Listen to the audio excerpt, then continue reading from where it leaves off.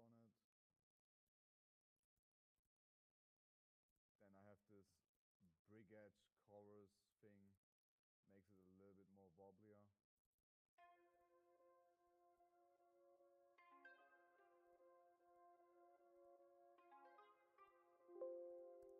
And I'm gonna put how's it called, a tape on it.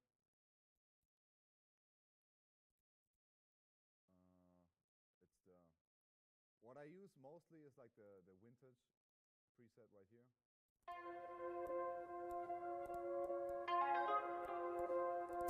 And I think a delay would be cool, since you have so much space between the other notes that are coming in.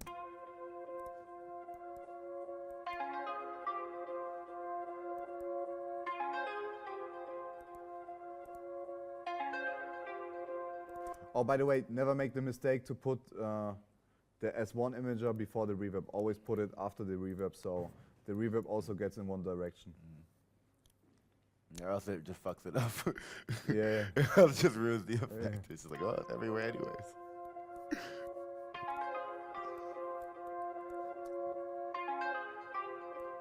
Yeah, leaving space for instruments is super important. It's really just about composition. Like, if you ever listen to a real piece of music, everything isn't just shooting off, you know, in front of you. You got one thing louder than the other, one thing to the left, one thing to the right, you know? You just analyze how samples really are, you know? Yep. Especially, like, if you go back to music made, like... What exactly does the UAD Starter A800? It's just a tape plugin. Glues together, gives character, just a typical plugin, yeah. Do you use analog effects like pedals? So yeah, we use it sometimes, but more in the fancy studios. Right here, it's like all in box, you know, all that you have available at home, probably. All right, so.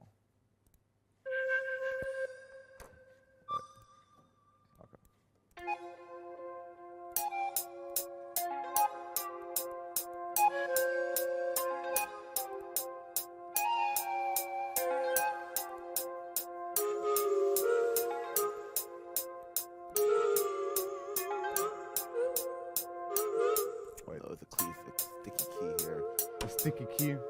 That's Gumboy's keyboard that he brought from home. You know? My personal so keyboard. It's sticky, yeah. but I don't want to know why it's sticky. You know, let him be the sticky keyboard.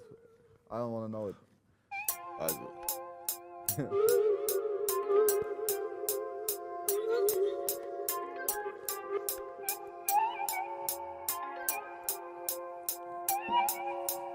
That sounds so weird. Yeah.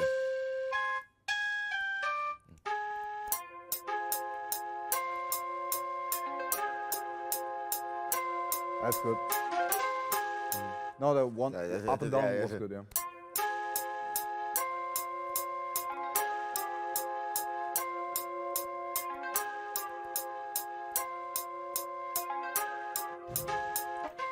So this is gonna be a good example, because right now it sounds like shit, but it's gonna sound amazing. Should be like... No, just two notes? Yeah. Two? Okay.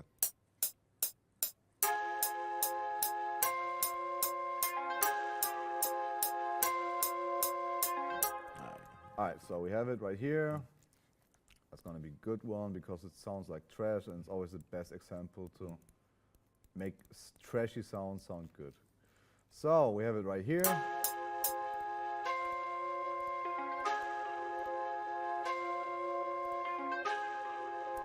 First of all, as always, cut the lows, because we don't need them. Put a fancy ass reverb on it, you know. Fancy. Fancier than Gumboy's keyboard, for sure.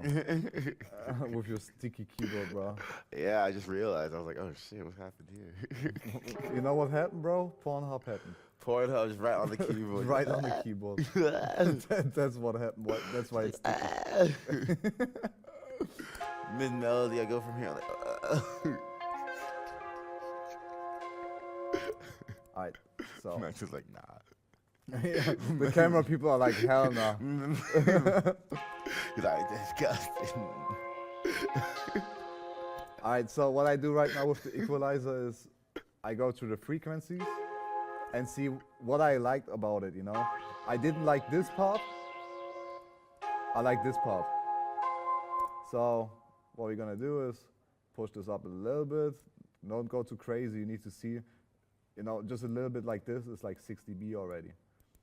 So another one to get all this bullshit out here.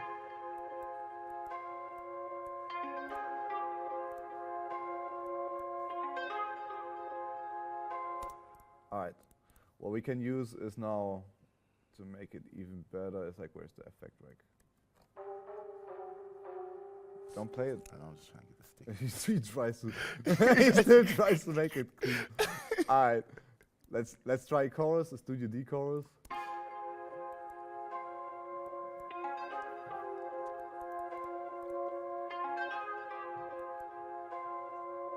So what I like about this flute, it's not a more present flute, it's like a more of a, why did you set the reverb to 1730? Wait, what did I?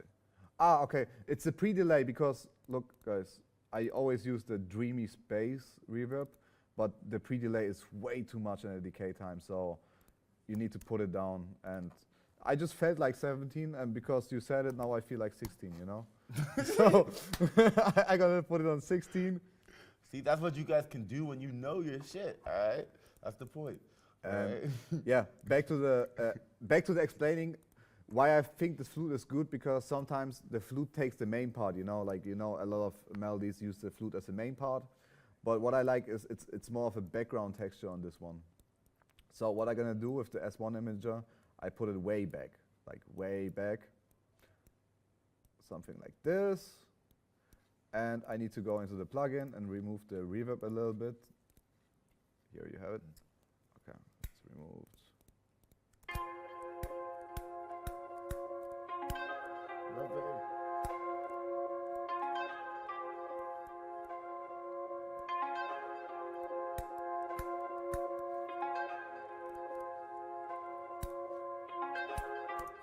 All right, I think it's pretty cool in the background actually. It's a pretty good texture.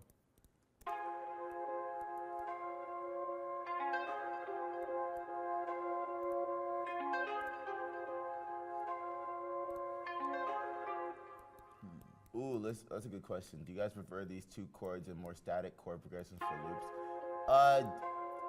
For the goal of placements, yeah. Like for the goal of placements, most of the time, 2 chord progressions. Or 1 chord progression. Bro, is the way. So many times we had this, and like the 2 chords, 3 chords are the ones that are getting placed all the time. Yeah. Mixst du ab und zu in Mono? Nö.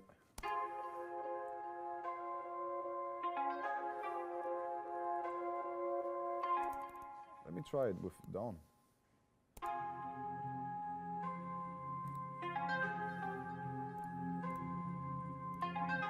Pretty cool. Let me try it with this.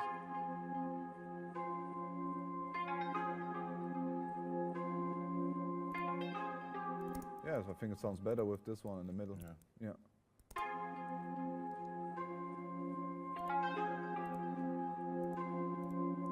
It definitely still needs a pan man on the flute, so it has more rhythm, everything more.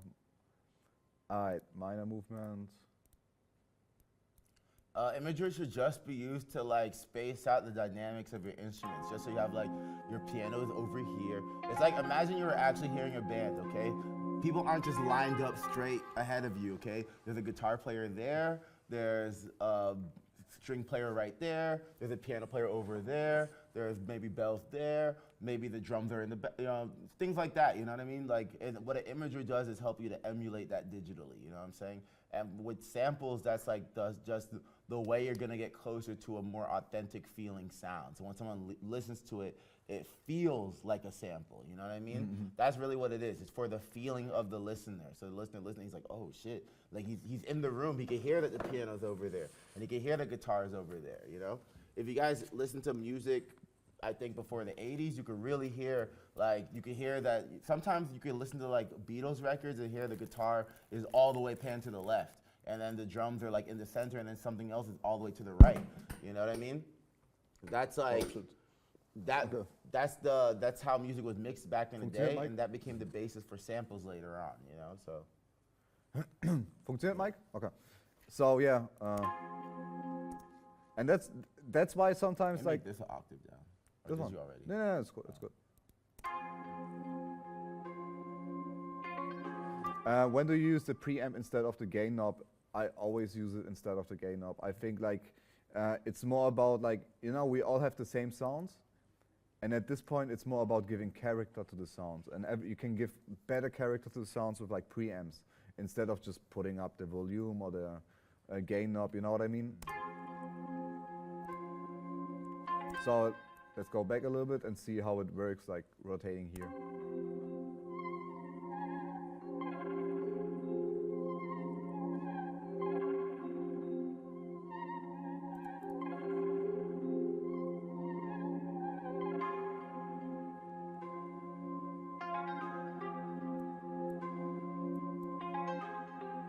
I think for the second part, we're gonna take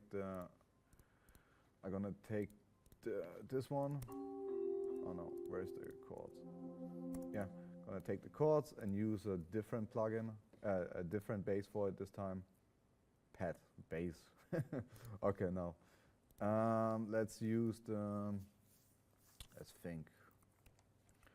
The Chamber Evolution. Everything is Spitfire basically, you know, guys. There's no secret to it. It's always the Spitfire sound. What Payman does is automates like the panning, you know? Okay. No, you don't need to do anything. I'm just gonna copy paste. Oh, the sound, yeah. Yeah. Oh, fucking copy paste. Ah, okay.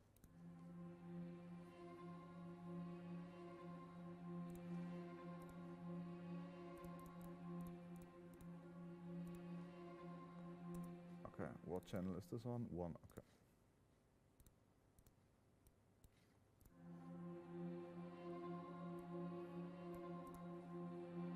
Is someone hating in the chat? What? He said more than 2 chords. What more than 2 chords? This guy. Ultraviolet. Okay, wait. I wish I knew what he was saying. No. Nah, you know. Yo, guys, if you type in something in chat, please do it in English so Gamboy can understand it, you know? Because he's a refugee. Yeah, I was like, damn, I should know what he was saying about the 2 chords. Okay, so, okay.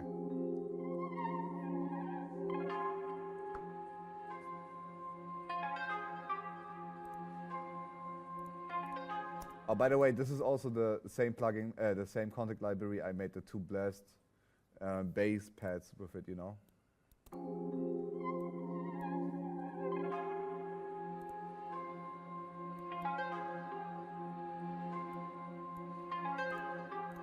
Sounds cool.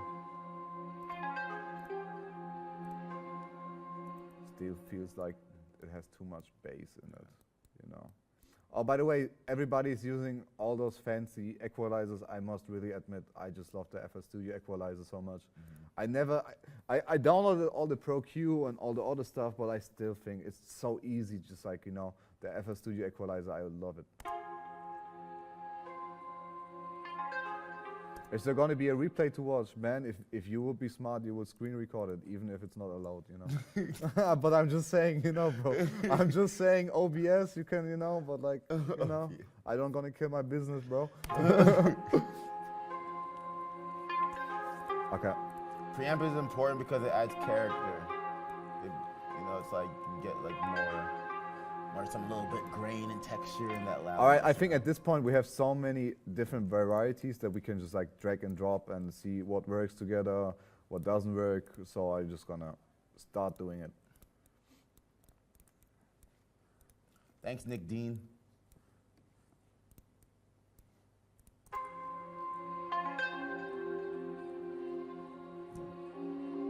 Oh, volume up, okay.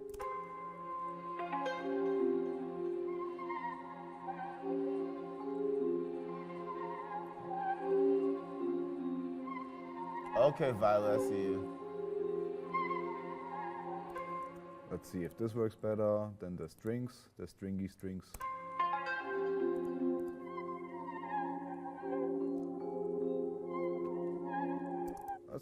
instead of this shit, let's do this.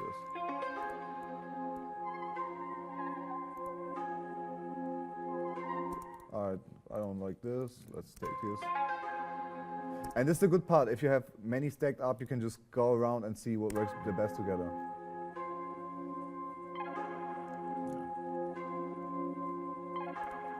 Let's try it with this, you know, just switch up. No, this doesn't work because it's hitting on the same spot. I should see this coming, bruh. But I was too lazy. All right, let's take the bells, put it 1 octave up, and see what they're gonna do.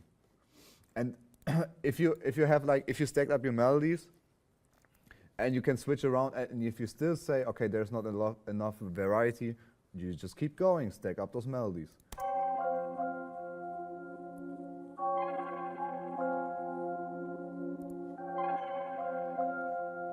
Oh, is it a new pattern? Yeah.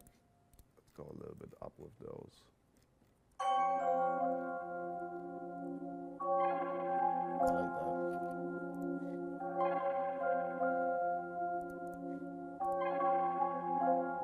Now they're just a little bit too loud, that's why I'm gonna copy paste them and make this. By the way, DM Ensign, he has nothing on the master chain yet. Nothing is on the master Yeah. chain yet, yeah. I like that. That's better. Halftime it, bro, let's see. You never know, you never know. I will always recommend to throw a halftime, sometimes you create magic. Or you will create trash. One of both. That's kinda One cool. of It both wasn't was even always, bad. you know. It wasn't even bad. Yeah, it wasn't even bad, but I didn't fuck with it. Okay, we have the chorus on here. And yeah, where's the spin? Where's the spin? Also a really good, really good FX plugin. I mean, you will hear it right now. They've been asking for this plugin all chat. Let me stop. But they're like, yo, spin on the bells? Spin on the bells? Spin on the bells, right? Where is it? Let's see. How is it? Chill with that 30% halftime shit. It just makes it cluttered. Don't do that so much, guys.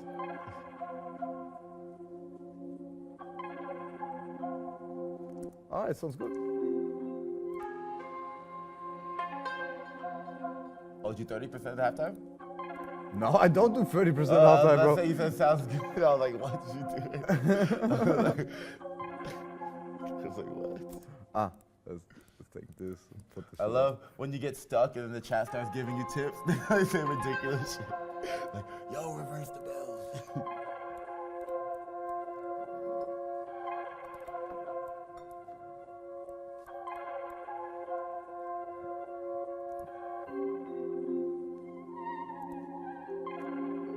Okay.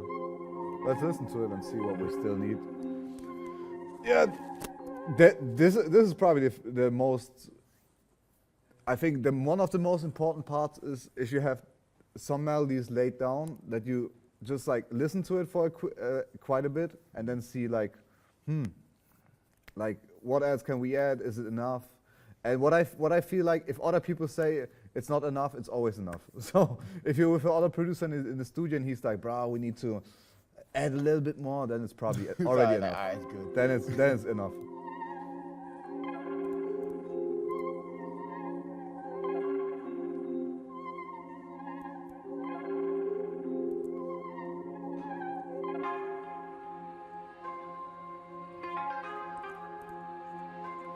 What we can try is I like it. It's hard. yeah. What we can I can try already is hear the drums.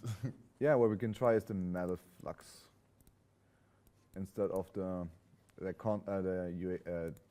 Spitfire stuff. I just I gonna just want to chop it. copy paste that shit, you know.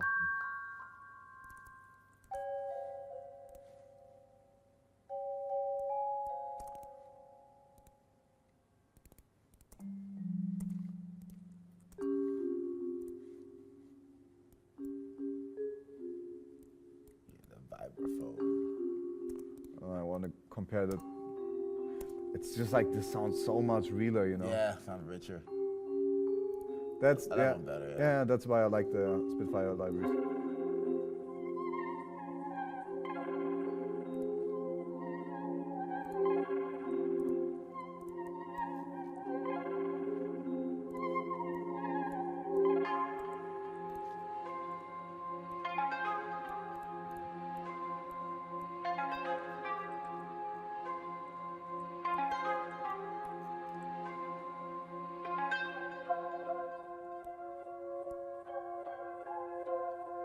Oh, when someone asks how long samples should be, I would say that palettes of samples are always different lengths. Yeah. Like, but the thing is, if you do it like this, the sections work out so that like it's super easy as a producer to kind of like be like, okay, I can make this section. You know what I mean? You can kind of choose as a producer, this is gonna be the hook and this is gonna be the verse. You know what I mean? Yeah. Yeah. It's always because why I have different lengths is sometimes you have more ideas to the bass, you know, and like to the Yeah, when to I the- say to the bass, it's like the bass sound, like to the chords. You have more ideas. That's why sometimes it's like Sometimes you do 2 chords, right? But then the producer can make it into 4 chords. oh, too many of this. Yo, since when this motherfucker got so loud, bro? It's like, bro. I swear that happens randomly sometimes.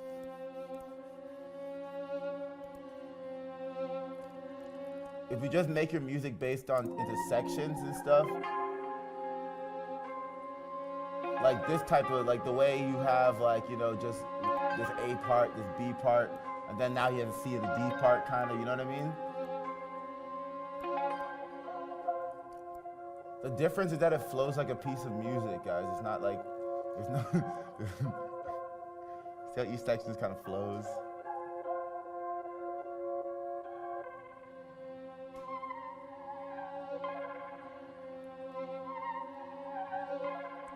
Sounds amazing. Yeah. I just want one more part Okay. so I can, you know, fuck around later when I'm doing the beat. I always think, when I do this, I always think about the beat.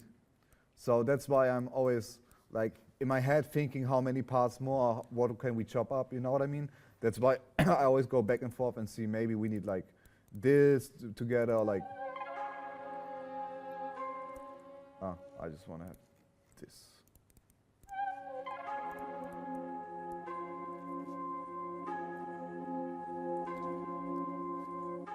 And now at the end of the samples, I do the really easy combinations that like that might be too easy, but who knows? Maybe the producer needs it. You know what I mean? You never know. Like if you send out a sample, you send out the sample. You know, like the producer needs to hit you up and say, "Oh, can you switch this for this?" You know what I mean? So like if you send it around, it's most of the time final. You know. To be honest, I had never a placement where I sent out a sample where he needed me to add anything or like remove anything. It was always like when it came to exporting, the only time I needed to go back to the sample is export the stems, and that's it.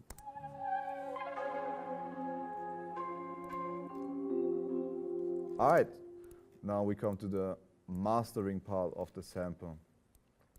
Holy shit, this looks complex. One bunch of automations. All right, so I have a chain right here. The LA chain, oh shit, I had the LA chain, okay. Let's see what I did with the LA chain. Most of the time there's like 1 or 2 differences. Okay, I see one thing that I need gonna change. Okay. But this chain is already pretty good. So I have the ozone imager. I always use the preset modern white. So, you know, just make it brighter. Like the purpose of the sample is to like, you know, to like take all frequencies, take the whole image, you know what I mean? The second one I use is like a tape to glue it together at the end. Then I use the SPL Vitalizer, and I use it for one purpose. It's the stereo expander on the right side. I think that's why I use it for all the for all the mastering, because it makes it even more wide. You know, like the only point of this whole master chain is to make the stuff more wider. And what I do at the end is also what I don't have here, but I'm gonna add it now, is a reverb, like a whole reverb, and I put it down just like on 7% or something, or 5%. Just to create another space, you know, like it's all about creating space and making it bright. All right, when it comes to the dB, I want to aim at -12. -12 is the stuff I want to aim where the max volume should come, and that's why I'm gonna do it right here with the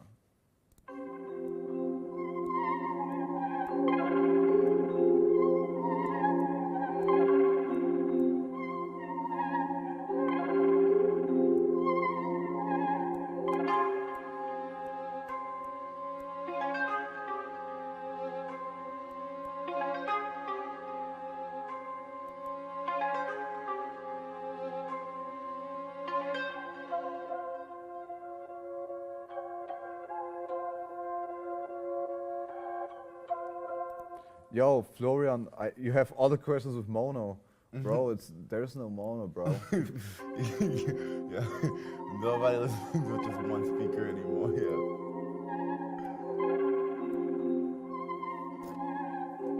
There was never a mono.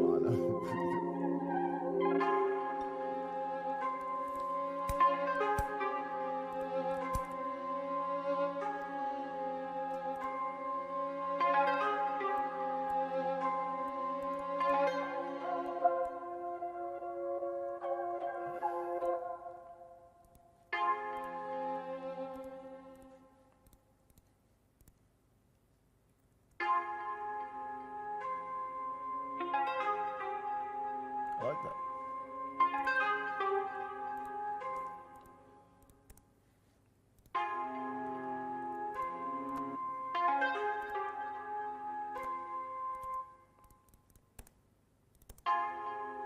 You say, why not master the full loudness? Could it be too loud?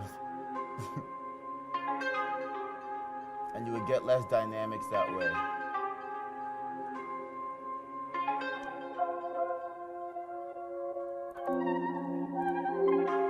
Guys planned the whole song is -11.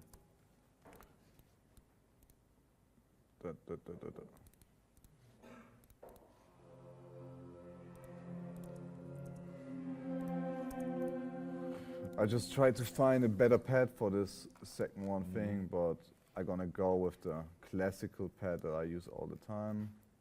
Spitfire. Thanks, bro. Drama toolkit. Combi pads.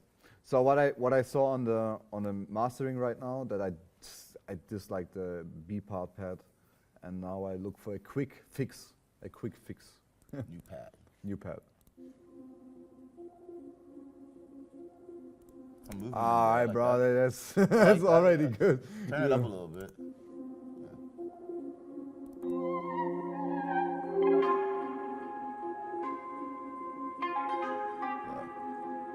Makes it bounce a little bit.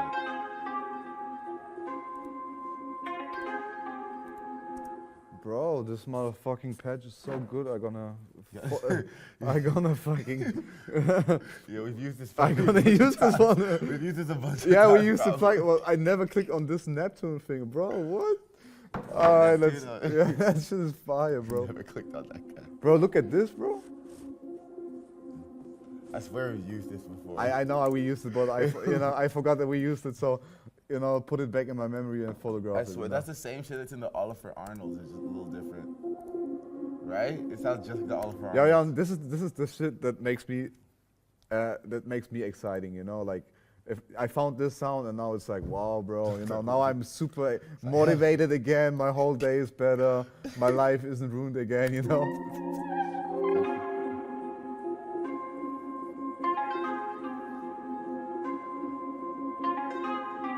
Okay. And what dB range should the single sounds be? Use your ears.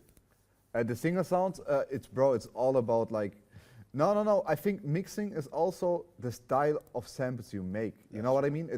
It also shows you like your own sound, because mixing is more than just like,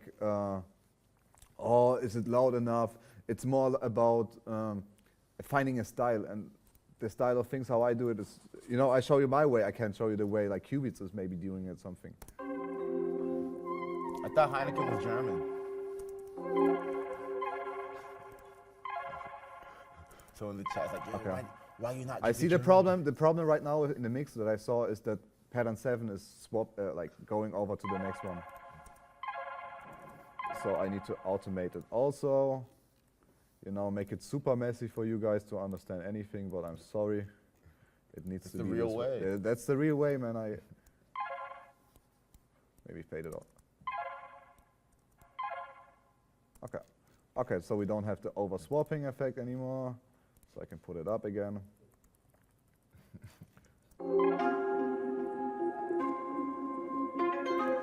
Bro, this sound is so good. Let's use it.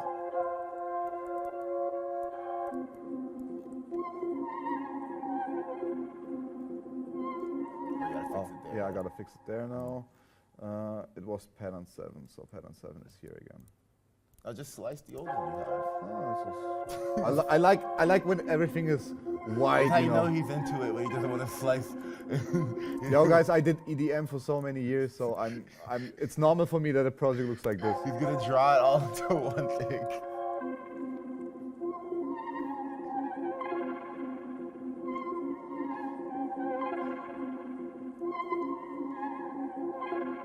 Okay. No, it sounds good.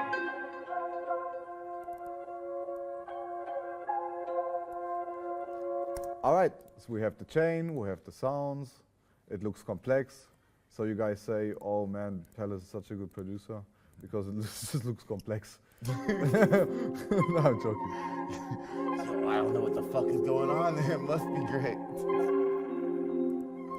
All right, so the way I'm exporting it is in Edison, and I'm gonna show you why. First, we're gonna record it, and I'm gonna show you why I love Edison so much.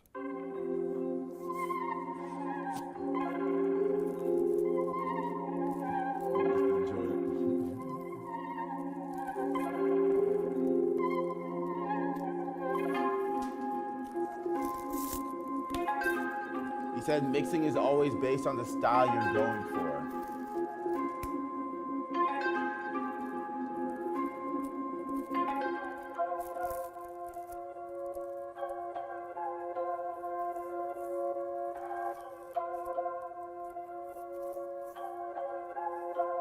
Oh, so we misclicked pattern 3 somewhere.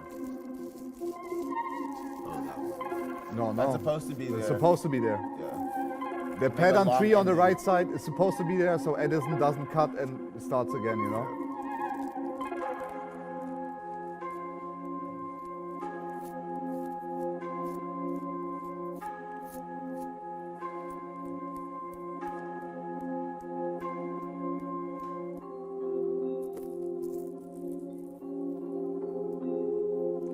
What key is it? Don't play anything yet, no, because it's recording. Don't play anything. No, F minor. F minor? F minor, I think. Now I roll a cigarette before it ends, so we don't waste your time. That's amazing. Cut the beginning. All right, cut the beginning right here. Yo, BPM is just based on how we're feeling at the time, you know? What's hitting in the streets, you know what I mean? What's hitting in the streets? All right. And now I'm gonna show you why I love Edison, because many times we did samples, and because of this little thing right over here, we made so many cool beats, because what I always do is go right and play it reversed and see how it sounds.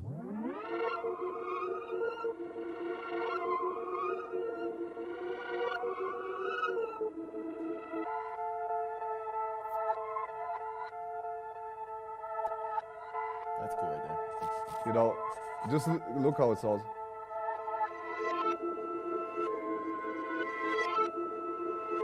It's not too much, the other effects is hard. Yeah, but like, you never know, you know? That's why I record it here, and then for other purposes, I always sometimes play with the sample rate, put it down on 76666, so people think we sold the soul.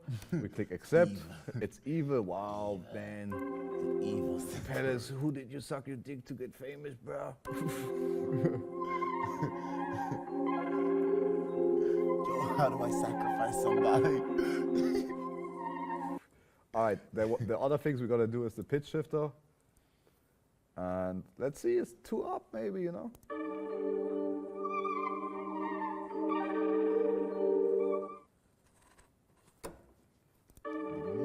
The coolest guy ever just came. Big Meek.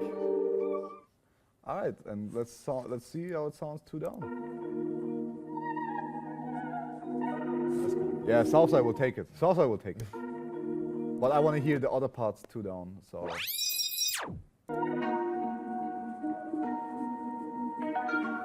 cool. What is it now? F, E, D sharp minor? I guess. I have to check. I can find out. Wait, I wait. can find out real quick. Find out, I give you FL keys. Oh, okay. FL keys. Where is the FL keys? The the thing that Right, made you passed it, yeah. Ah, yeah. Oh, give me this. Oh, yeah. I'm sorry. D sharp? D sharp, yeah. D sharp, okay. Yeah, D sharp. What was this? Okay. All right, let me try, go back and see 2 up, like this is all, it's all, taste, personal taste, what you like the most. Let's go 2 up, 4 up now because we did those. Let's see. Let's see the other part. Nah, was cool.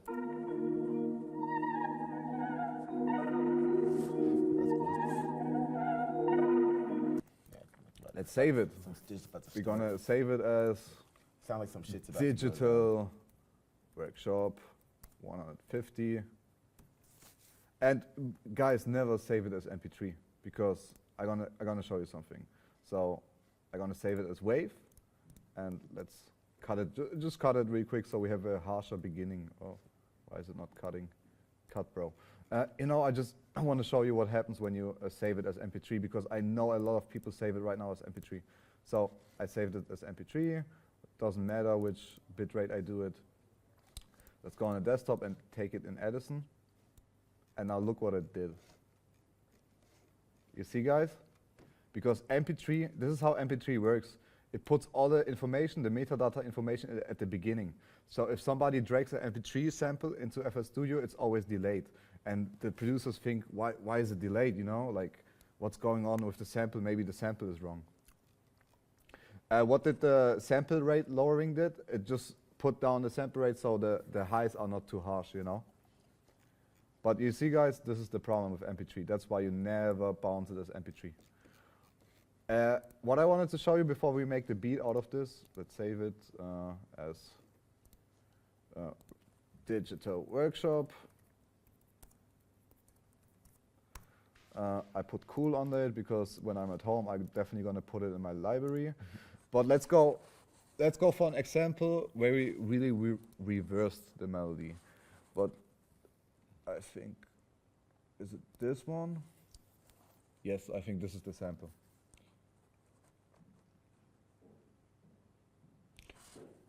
With this example, you can see, guys, that I'm not shitting what I used in the live stream because this is a sample that I did on my own in LA, and you're gonna see it has all the stuff in here that we do all the time. Let's go into the master. You see the master, imager, the vinyl thing, and the vitalizer. The only thing that I didn't use here is the capital chamber. So let me show you real quick the sample so you see why we reversed it.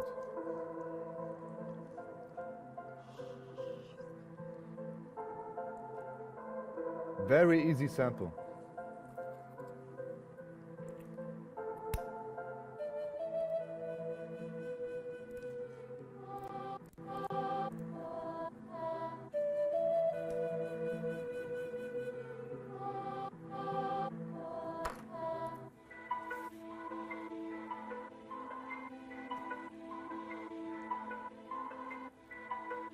It's a very easy sample, and this was the same way I recorded it into Edison, but what I did is like moved around with this one.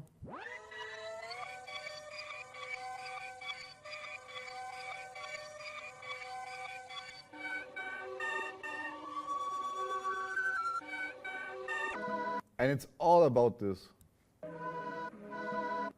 It was all about this.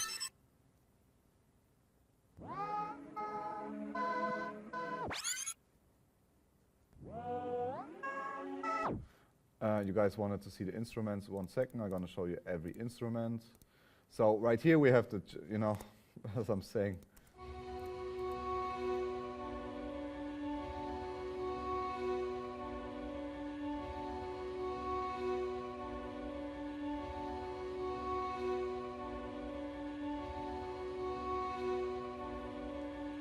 Easy like this. Slow down, cut up later. And yeah, it was just cut up later, just how we did it before, and then we had. Yeah, it's this one. It's a drama. Is it? Yeah, it's a drama toolkit, and it was synth pads, the B2 synth pads. Piano Black Hole. The effects on it were minimal, just a chorus, and the reverb. So very minimal. It's like, guys, we do no magic here. It's just like all in your mind if you think you need 1,000 things to make it sound good.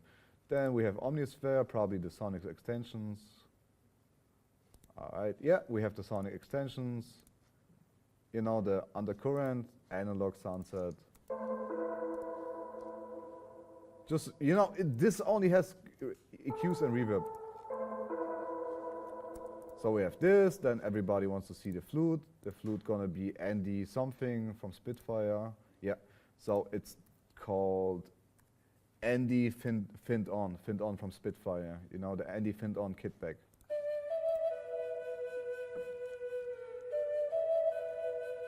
That's it. Only a reverb and a radiator, you know, the preamp thing. So after that, we had like, then we had the choir. And there's a kickstart on it, yeah, the kickstart, so it has the movement. Without, it would be like this.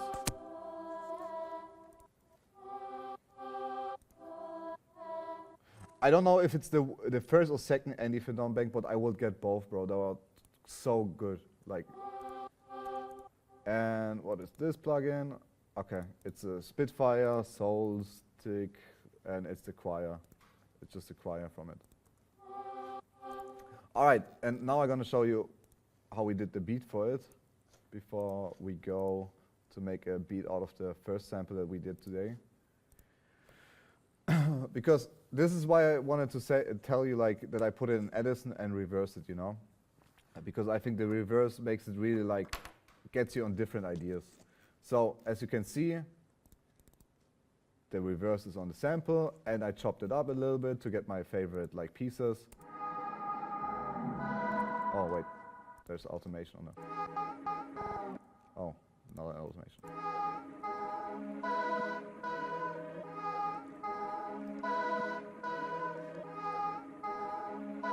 And then this.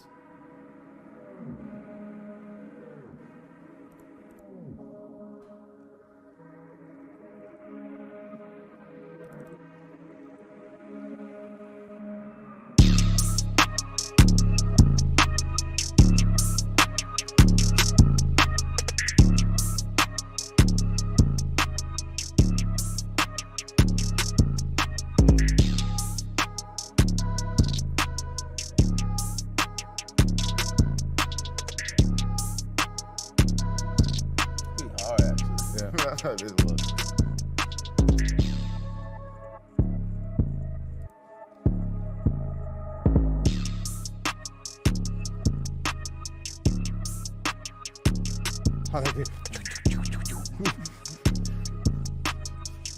That's why you should always reverse it in Edison if you make a sample, because you never know, it might sound way, way, way harder if you just click reverse. That's why I like putting it in Edison, because then you have more control over it, can do more stuff, and then this was the result, you know?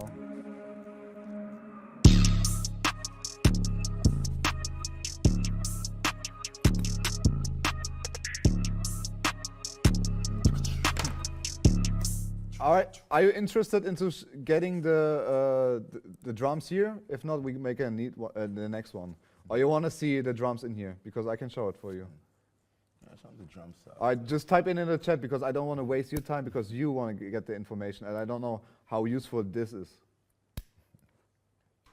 So type into the chat if you want the drums, you know? Because, okay. Make one from, we definitely gonna do one from scratch, you know, don't worry about this, but like, I just wonder if you're interested into those drums.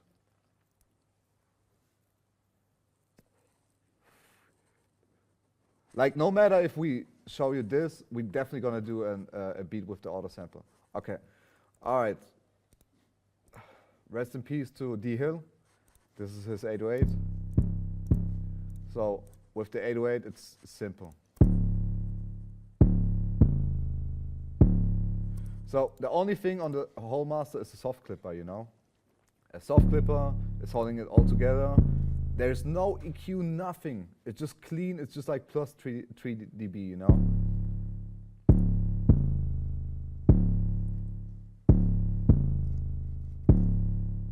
It's very, very simple.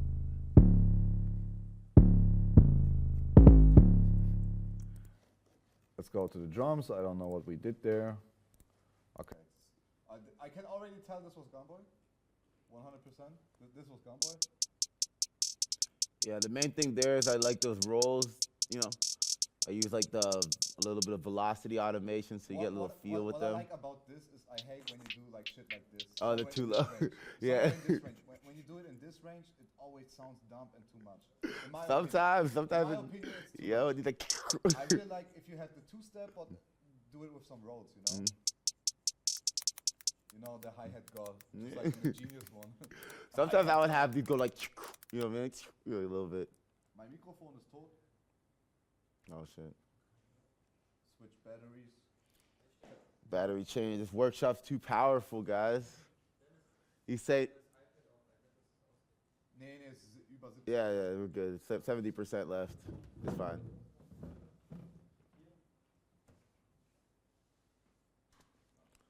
Nah, only the soft clipper on that shit, you know what I mean? I'm a hi-hat guy, kinda. And I think this was a 1/4 roll, if I remember. Alright guys, it's the reverb batteries. Let me just see. The reverb batteries, bro, hitting today. Just to make sure what kind of roll I did. I think I did a 1/4 roll on this, yeah. Looks like that. That's why I know he's autistic. Look how close he gets, and he's like, bro, I did this roll here, you know? No, because sometimes, Bro, I'm joking. when you're making rolls, sometimes I like to fuck around. Yeah, see with the 4-step, like that, you see it's like that. Or sometimes the 3rd step, you know what I mean? You get like a little bit of a looser roll. So like, but that's how I always draw my rolls with those two things. And that's really, you just want like a little bit of a balance, you know? Is there a less expensive alternative for orchestral libraries you may know? Pirate Bay. I feel like, think of it as building an orchestra. So in my opinion, I think people should start with Omni, you know what I mean? And get good at using those sounds. Like learn how to tone those sounds down. And then slowly get into Kontakt, you know what I mean? Like get Kontakt and then Spitfire shit, you know? And yeah, guys, fucking Google, man. You know, internet's your friend. All right, then. I think it's just an open head. Then where are the lasers? I put it. Yeah, this is German work, you know. Right here we have German work with the laser hi-hat. Oh, by the way, on the hi-hats it's still nothing. It's like between -9 and -6.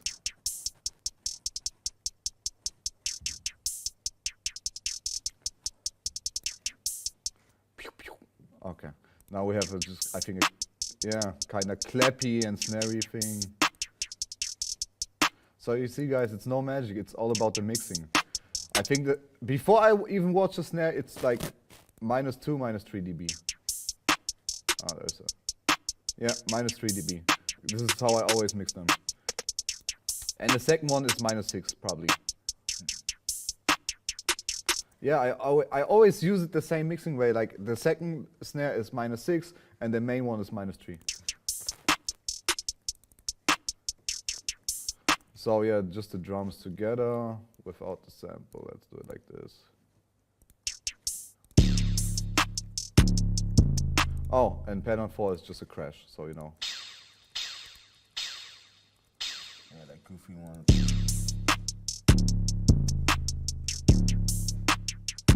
I think this is made with Artist drum kits too. Artist makes great drum kits. Check them out. He's a legend. Yeah, the drum kits, I can probably tell you guys, it's normal. Where's normal? Normal. And then that's where's the Artist kit? Here. It's most of the time I use this one. Oh, I think this one is what the Dieter Will. Yeah, Dieter Will. Dieter Will okay, guys. Dieter Will has also amazing drum kits right now. He just dropped a new one, I think. Go check it out. He dropped a new one, but he keeps it on the low. That's you have to.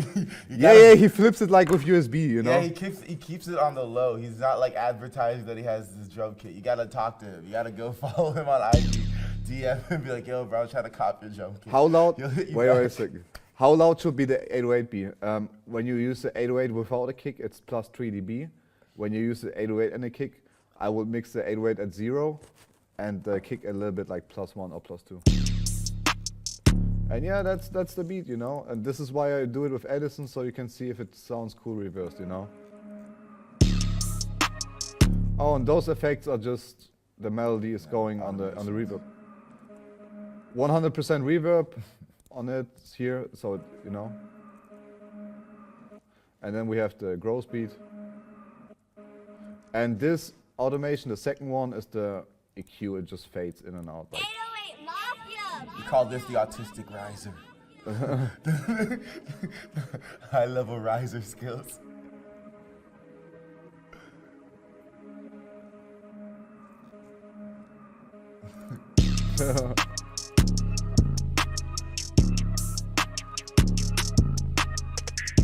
No kick in this beat, you didn't need it. Alright, there's drum kits and D-Dot drum kits. That's what we're fucking with in 2022. All right, but now we're gonna do a beat now. Drag the sample in we just made. 150.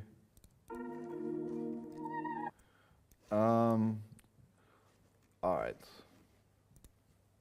I'm gonna give you a two-step hi-hat real quick, and so what we do is like lay down the 808 first. Like the hi-hats, everything is gonna change. It's just about right now to give it a two-step real quick. Two-step. Oh, my bad. Two-step and a clap, and then we're gonna switch all the sounds. It's right now. Right now, it's just to create rhythm for the 808.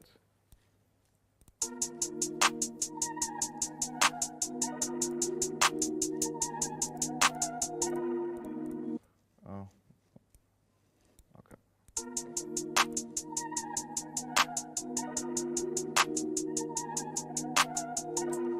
Okay, so we're gonna use the Desires one because it's rest in peace, D Hill. A real legend. Yeah, true legend. Too fast gone, man. He was about to blow up, like really.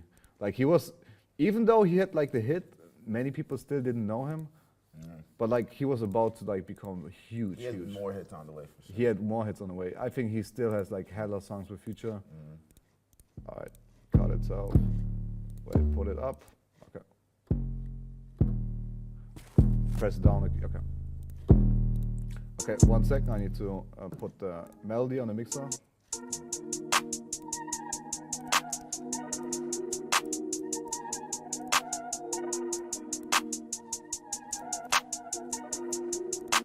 Okay, pattern for the 808. Okay.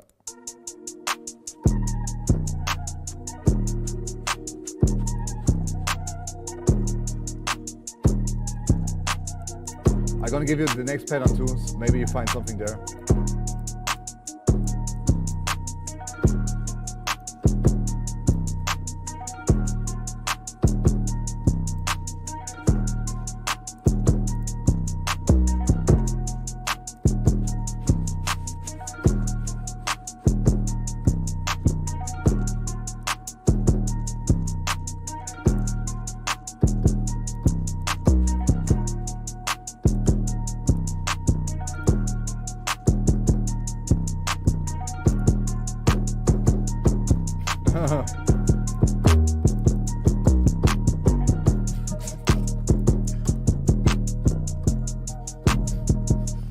If you get too excited, I got it.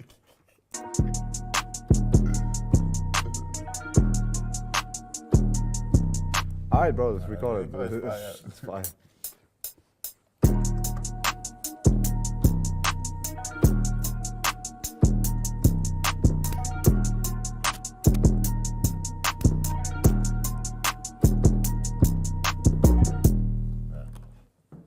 So, what me and Gamboy are doing all the years is, whenever he puts 808s down, I just go and take a quick pee break. Because he can quantize his shit. I'm not quantizing that shit. Bro, you can sit down here. Alright, good. I take a quick piss, guys. I'm gonna be there soon. Oh shit, you're back. Guys, my sound fucked up. We good? We good? Is it fucked up? No. Okay, cool. Sorry guys, alright. Kann ich auf Toilette gehen? How many drum patterns for a beat? Enough. Alright, first thing we want to do is quantize this. We can take it to Klein. No, we're not doing it that way. Wait, let me undo that first, quantize. So you have online, main, good. And we just want to go to quantize, not thirds, but we want it on the beat. Let's try half beat, perfect. Okay, half beat usually the best, all right. And then we just want to make sure these are all at top velocity.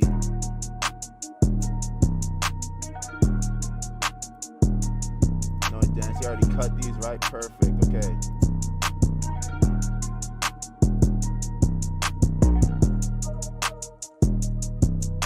So now we're gonna go here, we're gonna go to the hi-hats.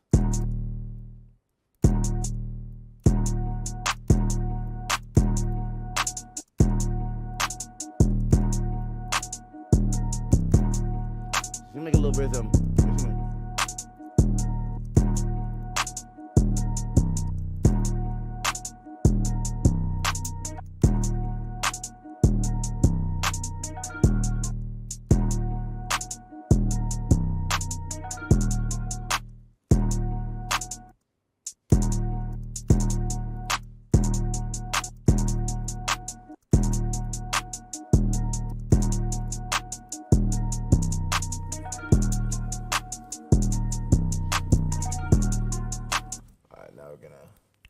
Some rolls in there. I'm fucking with the third step later. All right, let's do it.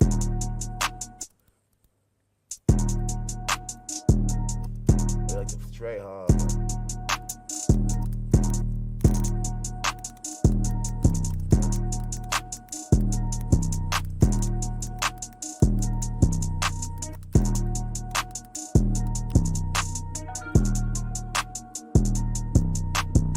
That's fire, bro.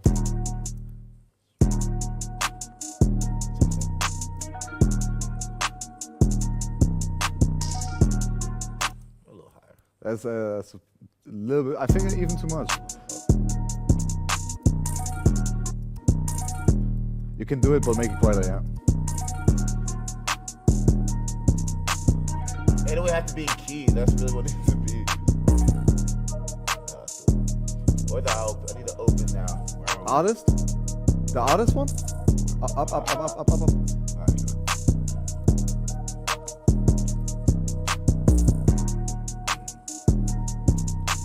All right, wait, he just added hi-hats in the roll and 808 already slaps. You know? Yeah, cause that's always a should good be sign, good, you know?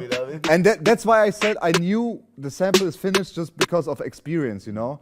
And for some it was like, oh, there's not enough sounds, but we are experienced at doing it. That's why I knew, okay, this is over now, you know? Yeah, you know, because I saw some in the chat, they said like add more melodies, but I knew it's gonna be perfect.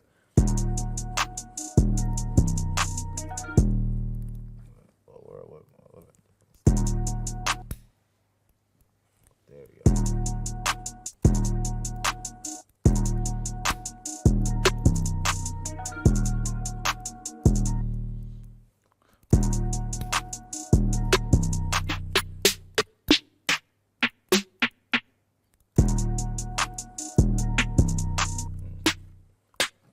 Perfect snare.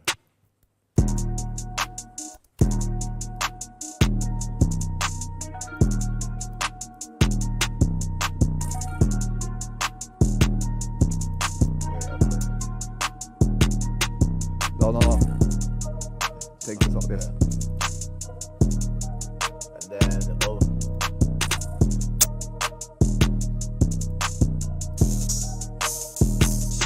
I love fire.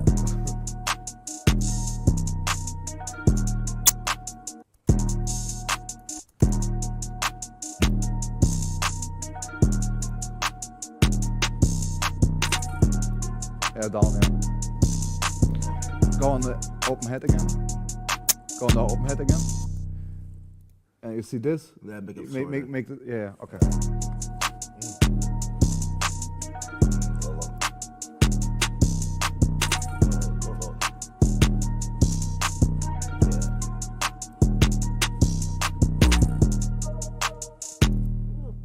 The melody has minus 12 dB. Don't worry about all the mixing. I'm gonna show you the whole mixing later. And then, see, it sounds like to make a. I found another weird hi-hat. Olli soll mal seinen Managerjob richtig machen. Der Junge braucht Wasser.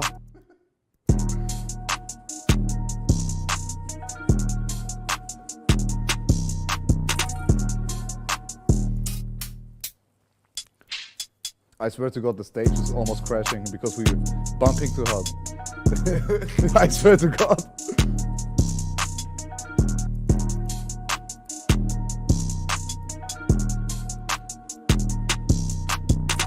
He wanted to replicate my pew pew.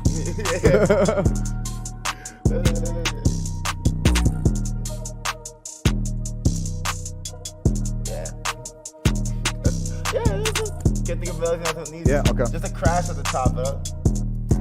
Yeah, crash, yeah. Crash, yeah?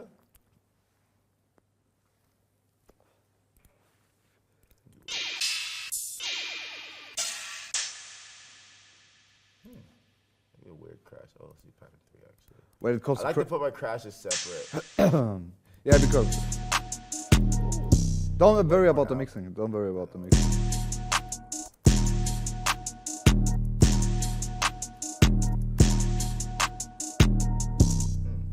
Okay, let me No, start. that's I got it.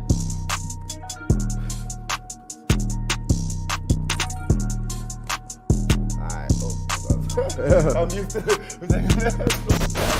Yeah, we used to make sometimes beats on one headphones. That's why he wanted to. All right. So when it comes to mixing, let's start with the melody. I put it a little bit down. So it's in my opinion, it should never touch over the minus 12 dB. That's why I always keep it, you know, lower than minus 12 dB. Always take out the lows so the 808 can go crazy. So let's go to the. One trick on the hi-hat is to go into this thing here, click on this, and you see shift right here. What it does, it delays a little bit the hi-hats, just a little bit, some milliseconds, so it gives it more life, you know. Then it's important to cut itself, but I mean, that's YouTube basics.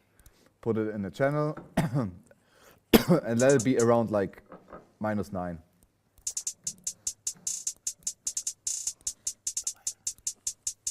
Oh wait, I have the lighter here. So what I don't a little bit dislike about this is I need to put it in Edison and get just this, you know, because I think it's a little bit too long. The main one. The main one is a little bit too long.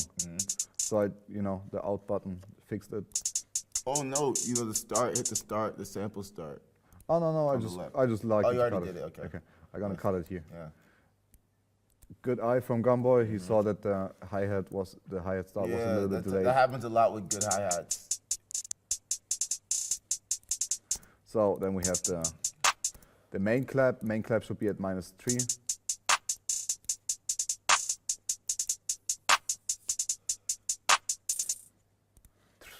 Okay, that's good. Then we have the second one, the second snare that makes the rhythm should be at -6 dB.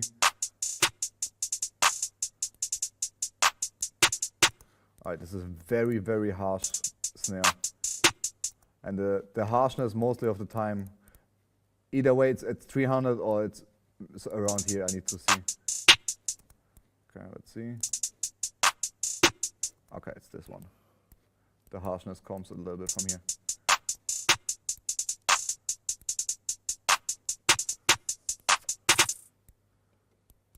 All right. So the 808 doesn't need to, it kind of, you use the root note, but you have to like follow the key of the song. I could explain the 808, what I did. Yeah, let me mix it real quick. Check, yeah. This should be always at -12. A little bit more is cool too. Then we have the second hi-hat. What I like to do, since we have it's a second hi-hat, put Panman on it. Play a little bit, you know. The main hi-hat should be the focus, should be always go flat in my opinion. So it cuts through, but the second one can, you know, have some fun.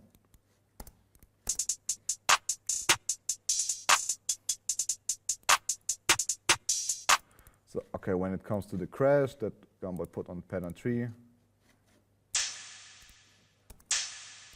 let's put it in a mixer. It's a meaty crash. Put some reverb on it. What I like to do is a little bit delay. Makes it more interesting.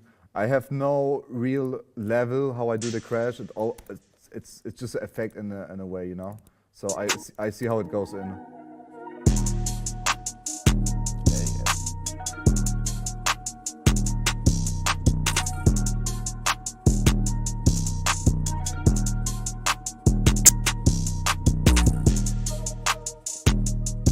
So what I like to do to give it a little bit more flavor, I'm gonna copy his drum pattern, remove everything besides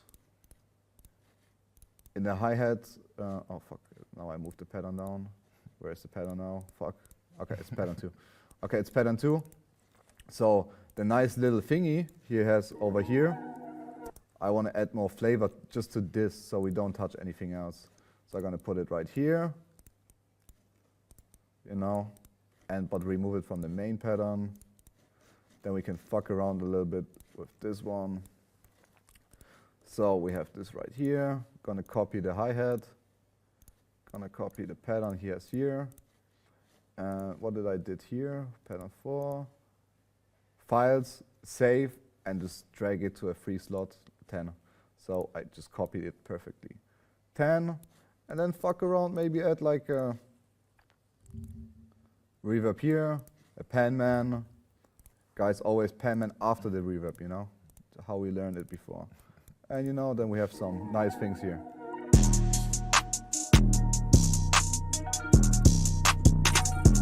You see it, guys? We have this. Now we can add flavors to it, you know. That's why I just, because I really like this detail Gamba put in the hi-hat. Yeah, and we just have it here.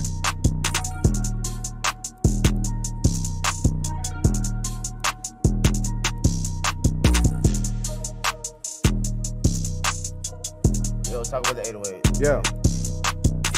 We're gonna talk about the 808 shortly. Let's make a you cool guys should be intro. listening. The hi-hats are hella important, all that shit. Let's make a cool intro. Let's see how we want to start this.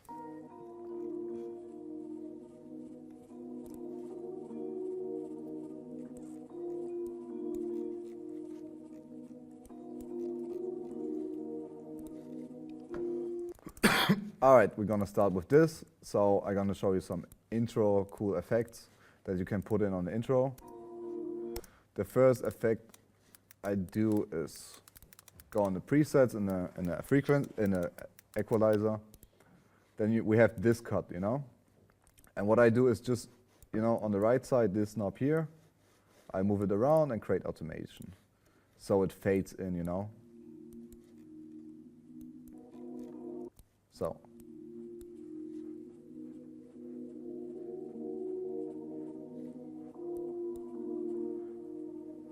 You know, just a quick fading, you know.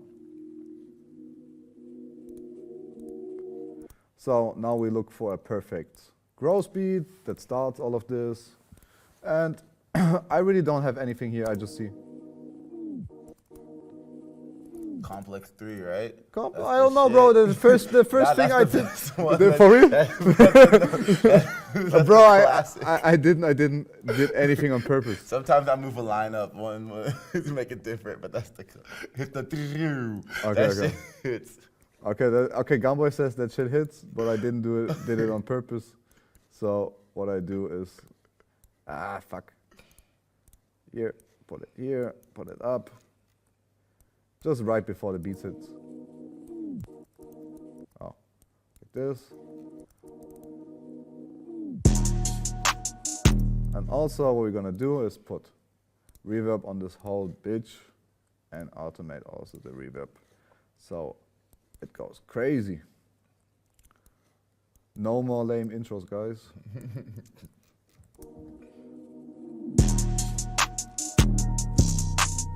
I think we can even start this earlier. Let's see, bro. Let's see. I want to see.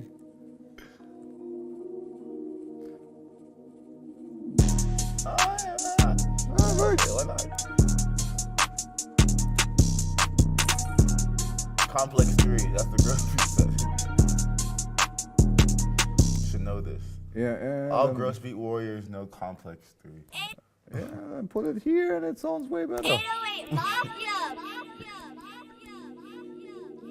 Can you show the gross beat setting? said the first complex thing I three. clicked, the first thing I click, I just automated it, you know?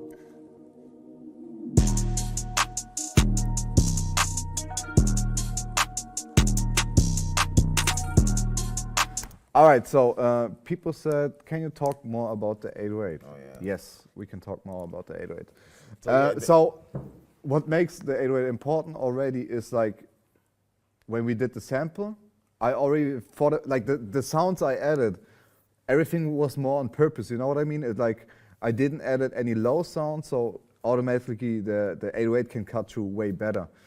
But when it comes to just like here, making a beat, it's like, first of all, the velocity is like all the way pushed up. This is the first trick. The second trick, it is on plus 3 dB. Nothing here, nothing on the equalizer. Let it breathe. Gunboy sometimes does this, then I kill him. Because it depends on the 808. With this 808, don't do it. Yeah. It depends on the 808. Sometimes there's like a high frequency in the 808 that's ugly, just straight up. You know what I mean? Sometimes the 808 like cuts through in a weird way. But sometimes. I just like the full frequencies, you know? Why only spins 808 sound good, bro? I don't know, bro. Jesus came back from heaven and put it on somebody's hard drive. I cannot tell you. do this. So yeah, there's no magic. It's just a soft clipper on the master and the plus 3B on the 808. The pattern is pretty simple, super effective. So with the notes, that's the root note, and then I just go. Wait, I show it like this. So yeah, so he goes on the root note. We know that the sample we made is on D sharp. And then just going that to make some tension. Dun, dun, dun, you know, just like. Yeah. We don't side anything. You don't sidechain no. in rap, bro.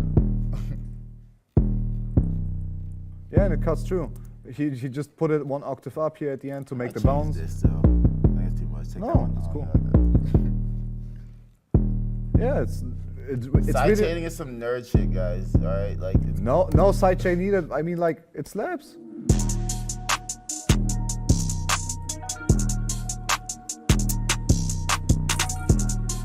no side chaining in 808. I do that sometimes. Cool.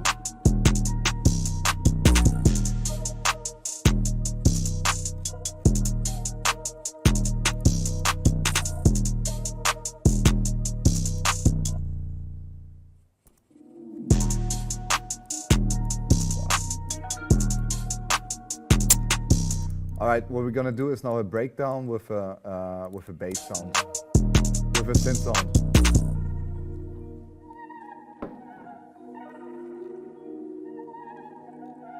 Want to do a bridge with the bass? Yeah, it's okay. we with do the a bridge yeah. with the bass. Yeah. So And this is where we could talk about like more chords, okay? You know what I'm saying? Because this is where that shit comes in. all right, let's get the most crispiest. And my sample makers can take this advice too. If you make a sample with 2 chords, this is how you can make something more interesting and stuff like that. Because no matter what, if you make a bridge, like I like to make my bridges kind of interesting. 1 second, I need to. So what I choose is like, I use the sound a lot, you know, the crackle bass. So what I do is put it on a mixer. Oops, my bad.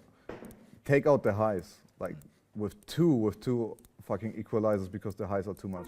Then we have it like this. Play it.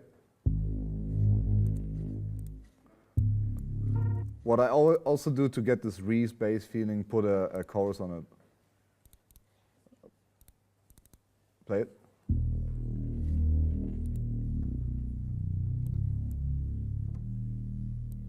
Bro, this shit sounds sexy, bruh. Not gonna lie. Then a little bit of Decapitator.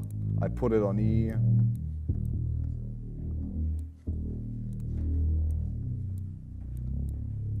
You can consider this a bass on the melody, to be quite honest. Yeah. All right. If you want to put a bass on the melody, then just do it like this. We're just making All a right, full track. now let's see. Oh.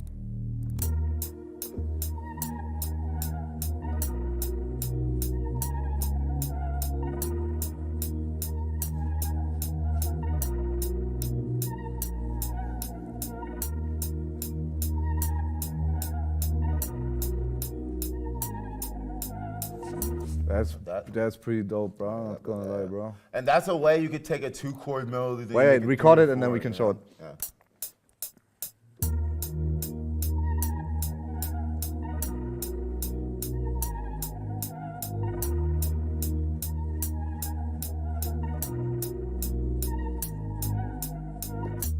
Damn, this golden boy did 3 notes. Like Now it the- sounds like dope. the- All right, so I know you like that. You love that shit. I did the normal way first, but I was like, nah, let me do this. I'm gonna fix it by hand because what I want is between those 2 notes, it should be always like, it should clip into the other note. Because one sec, I'm gonna explain it. Let me redo it real quick. Okay, you know, you see it here. It should clip a little bit into the other note because Omnisphere has one little nice thing where you can get the glide. You know, if you're on Omnisphere, you can see on the right side where it says glide. You can go crazy with it, or you can do less. And I like to push it a little bit up, so we have this sound kind of thing.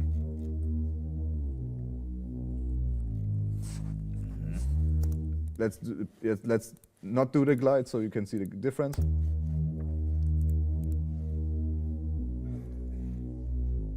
It doesn't go that smooth, you know, that the pitch doesn't go that smooth into the other notes. And like this is the most sexier way, man. If this doesn't sound sexy, bro, I don't know what sounds sexy. All right, and by the way, before the 808 goes into this, they will both clip, you know. That's why we need to fix this, you know. They will clip now.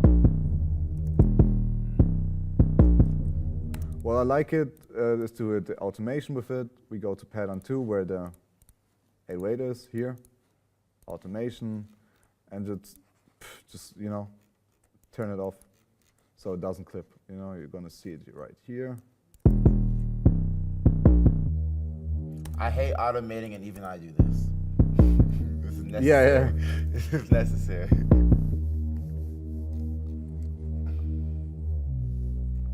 Alright, bro, this is sexy as fuck. Wait, do it here too, when the 808 comes back, you know. Yeah, Or I I can know. do it, whatever.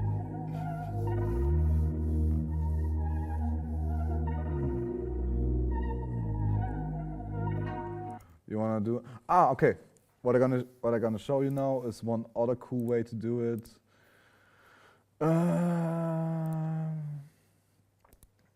Use percussion loops, and I'm gonna show you how you can do it. So I use the only one, the only X and E, you know, only one, only. Only Zinny.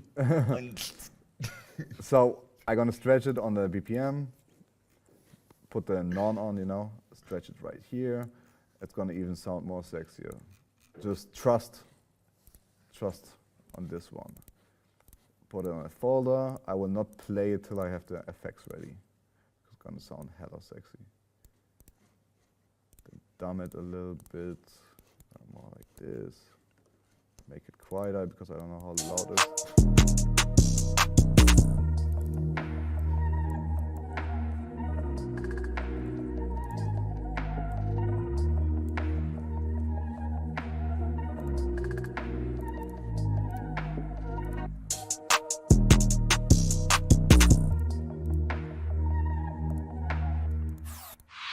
Oh, Ooh, there's gonna One be some second. effects in there. Oh shit, it's a real bridge. Ooh, the jungle sound. you know, just a texture. This is the jungle sound from the Splice Bank. Make it super quiet. Put it on the right side.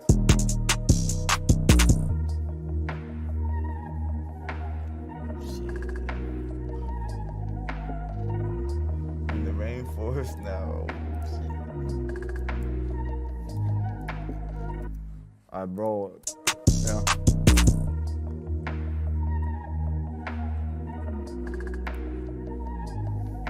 Really, you could loop that and call it a day. But Yeah, you can loop that and call it a day. Yeah. it's the truth. But now we have different sections, you know what I mean? Keep it interesting. Okay, wait. I need to put the grow speed here because I'm gonna grow speed that bitch again here.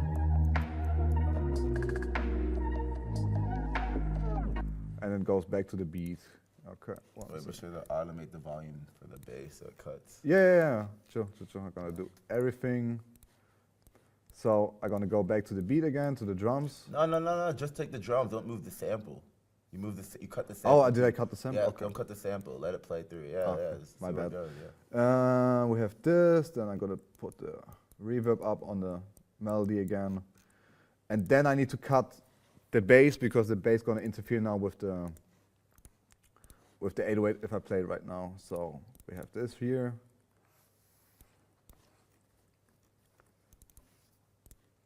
Okay.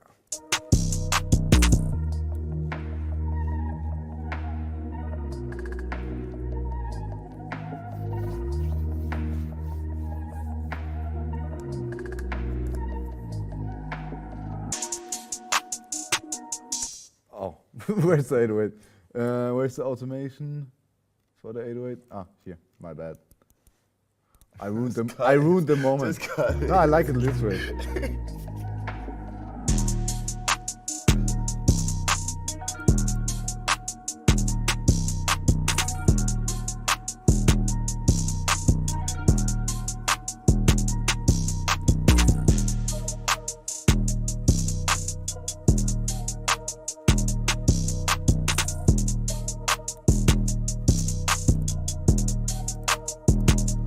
What we can also do with the sample now is fuck it, push it, and see what sounds good.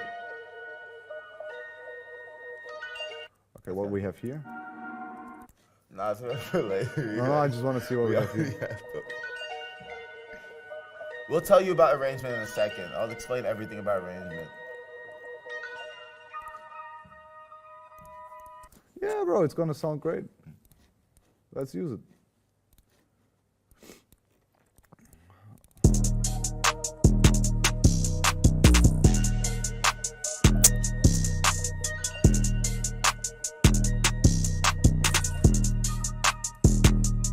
Oh, Oh yeah, well, yeah, like this.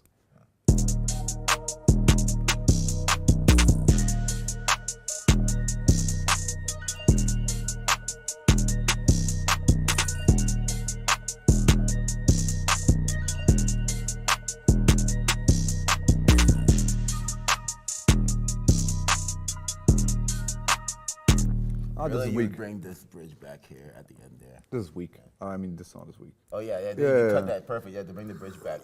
Take the drums out too. And bring- Ah, weak. I just want to see what Okay, sounds. That's too harsh. But this was pretty It good. doesn't need anything else to that here. We've got on too long. It's like, I keep this going. What's next? All right, bro, you can do the arrangement. All right, so the Because best part- I like when he's doing the arrangement because he raps all day, like he records all day songs. So he knows all the tricks and arrangements. He looks at masterclasses. I need to close this paint. He looks at masterclasses, arrangements, so he's the goat on this one. And then this time I can roll one. Yeah, but honestly, like it starts with like the sample is already perfectly arranged, so it like makes it super easy. And then once you have this section here, like there's different types of arranging styles, but for hip hop, generally you want to do you know, an 8-bar chorus and then kind of like an 8-bar verse and like a 4-bar bridge. So it's kind of like 8, 12, 8, you know what I mean? And so right here we have our hook or our chorus. There's different ways we could look at this too, you know what I'm saying? This could also be the beginning of the verse, you know what I mean? You could say that the song starts with a verse and then that's the verse right there, the verse here and then the bridge and then the hook there, you know? You can look at it like that, but to make it simple on ourselves, we're gonna say, okay, this is the hook, okay? And then this is the bridge here.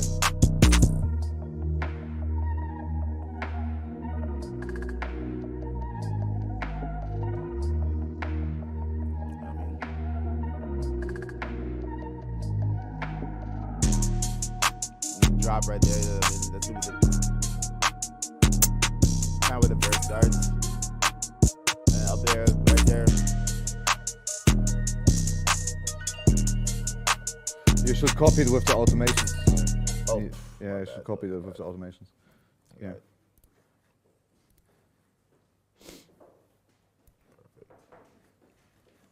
And yeah, perfect slicing. Now, honestly, for rap arranging purposes, actually, yeah, I'm gonna show you guys like really how, you know, the basic arrangement purposes, like how it should look like, okay? Because this is a form that works best if this starts as the verse, but let's pretend this is the hook, okay?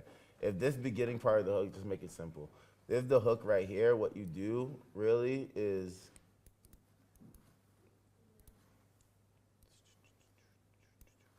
okay, so let's say this is the hook. So this is gonna be our bridge right here. We're gonna choose another bridge.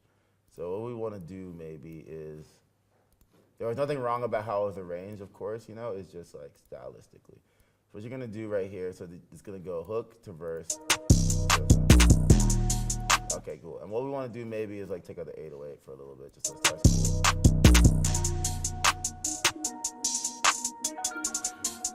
Remove the crash, I think it's too harsh when not the 808 comes in. You know what I mean? Cool, though.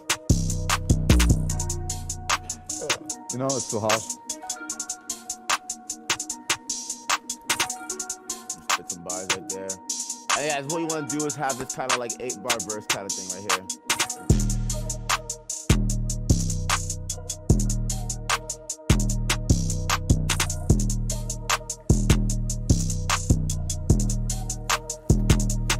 And then a bridge right here. Oh, fuck the bass. Oh, wait, what? Where's the bass? Oh, the automation. For Yeah, the This automation. one, right? This one? Yeah, yeah. All right. So, I'll just got it right here. I got it. okay. Gumbo is the recutter. Yeah, I just got cutting that shit. But you need to remove this one. Delete this. Delete this. Oh, this one? Yeah, delete this. Oh, wait. I need it back real quick, bro. How we feeling, bro? We feeling amazing, bro. This beat slaps. Because I gotta move. before we start a workshop, you never know how good the beat's gonna be, you know? That's why I'm proud that this one slaps, you know? So that, and that way you kind of have like a 12-bar verse and then goes back to the hook after that kind of. Yeah. Now we need to, Yeah, let's move this. yeah.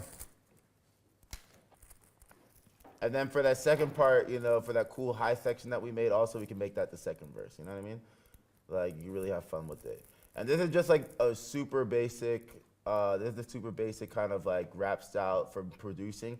But this is actually the most like placed kind of style because like it kind of like you kind of move through the sections fast. You know what I mean?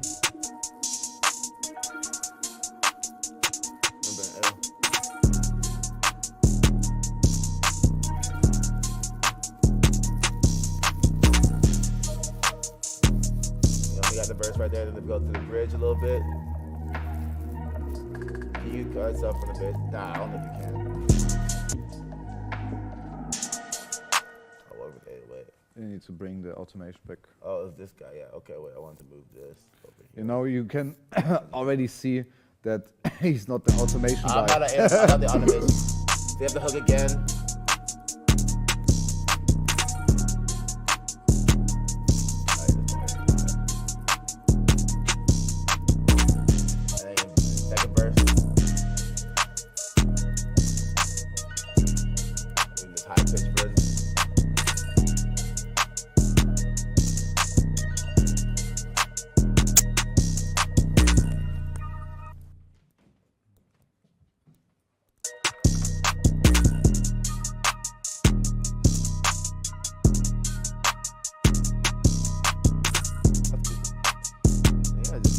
That bridge right back at the end.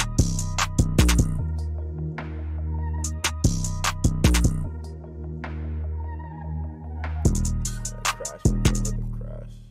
Pattern 4. Pattern 4 is the crash. Oh, okay. It crashed on the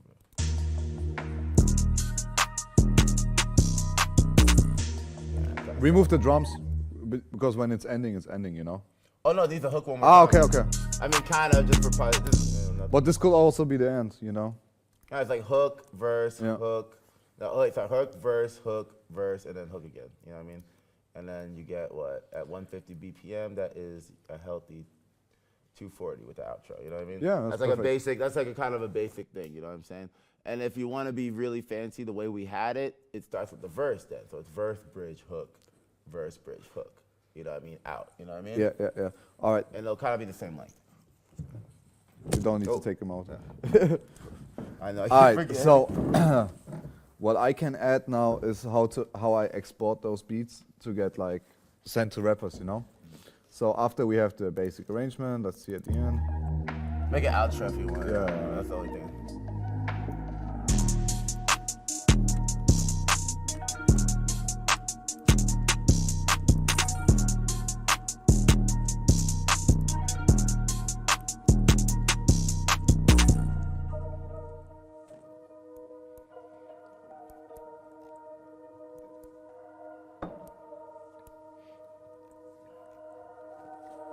Let me cut it here. To be honest, too, sometimes I think the first arrangement we had, the verse, bridge, then hook, is sometimes a better arranging style, but I think it gets placed less because rappers don't understand it. Yeah. You know what I mean? That's usually a kind of an arranging style that happens in the studio, you know? Yep. As far as not doing the sense.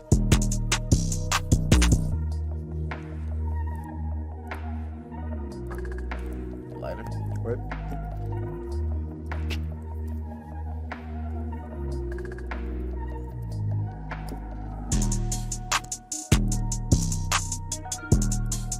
All right, so what I do is Edison that bitch again.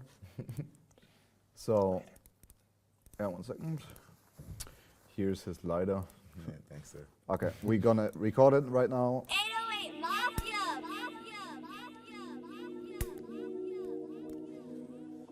Oh, by the way, also a big thing is why I always record in Edison, like a beat, is because when I export it and the whole beat plays again, sometimes you have like small things that you fucked up with the automation, and if you don't listen the whole beat again like at once, like you will never find out, because most of the time when you export an MP3, you click on 1 minute or 2 minutes and then that's it. You know what I mean? That's why I always 808 Mafia.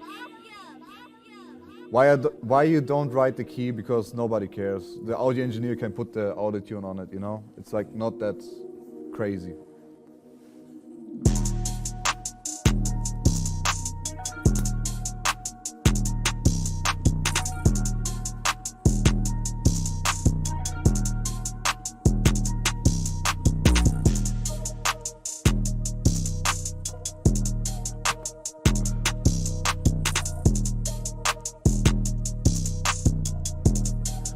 Why I don't record on play? I always record now because sometimes the UAD has delays, you know, the plugins have delays. So if you click on record on play, it's sometimes fucked up.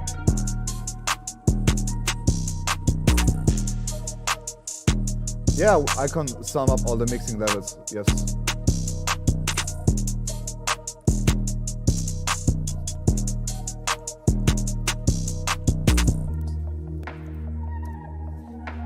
Let's do it like this, kick.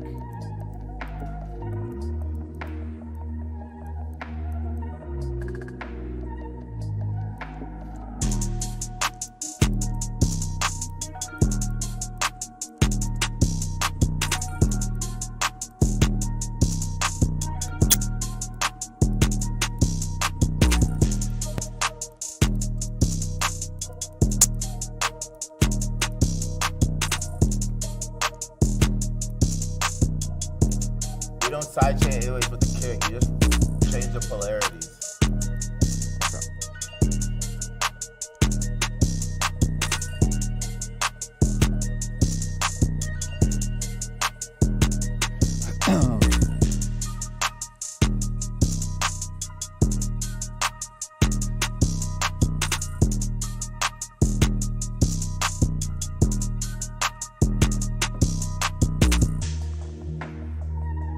The breakdown is cool. I love the breakdown.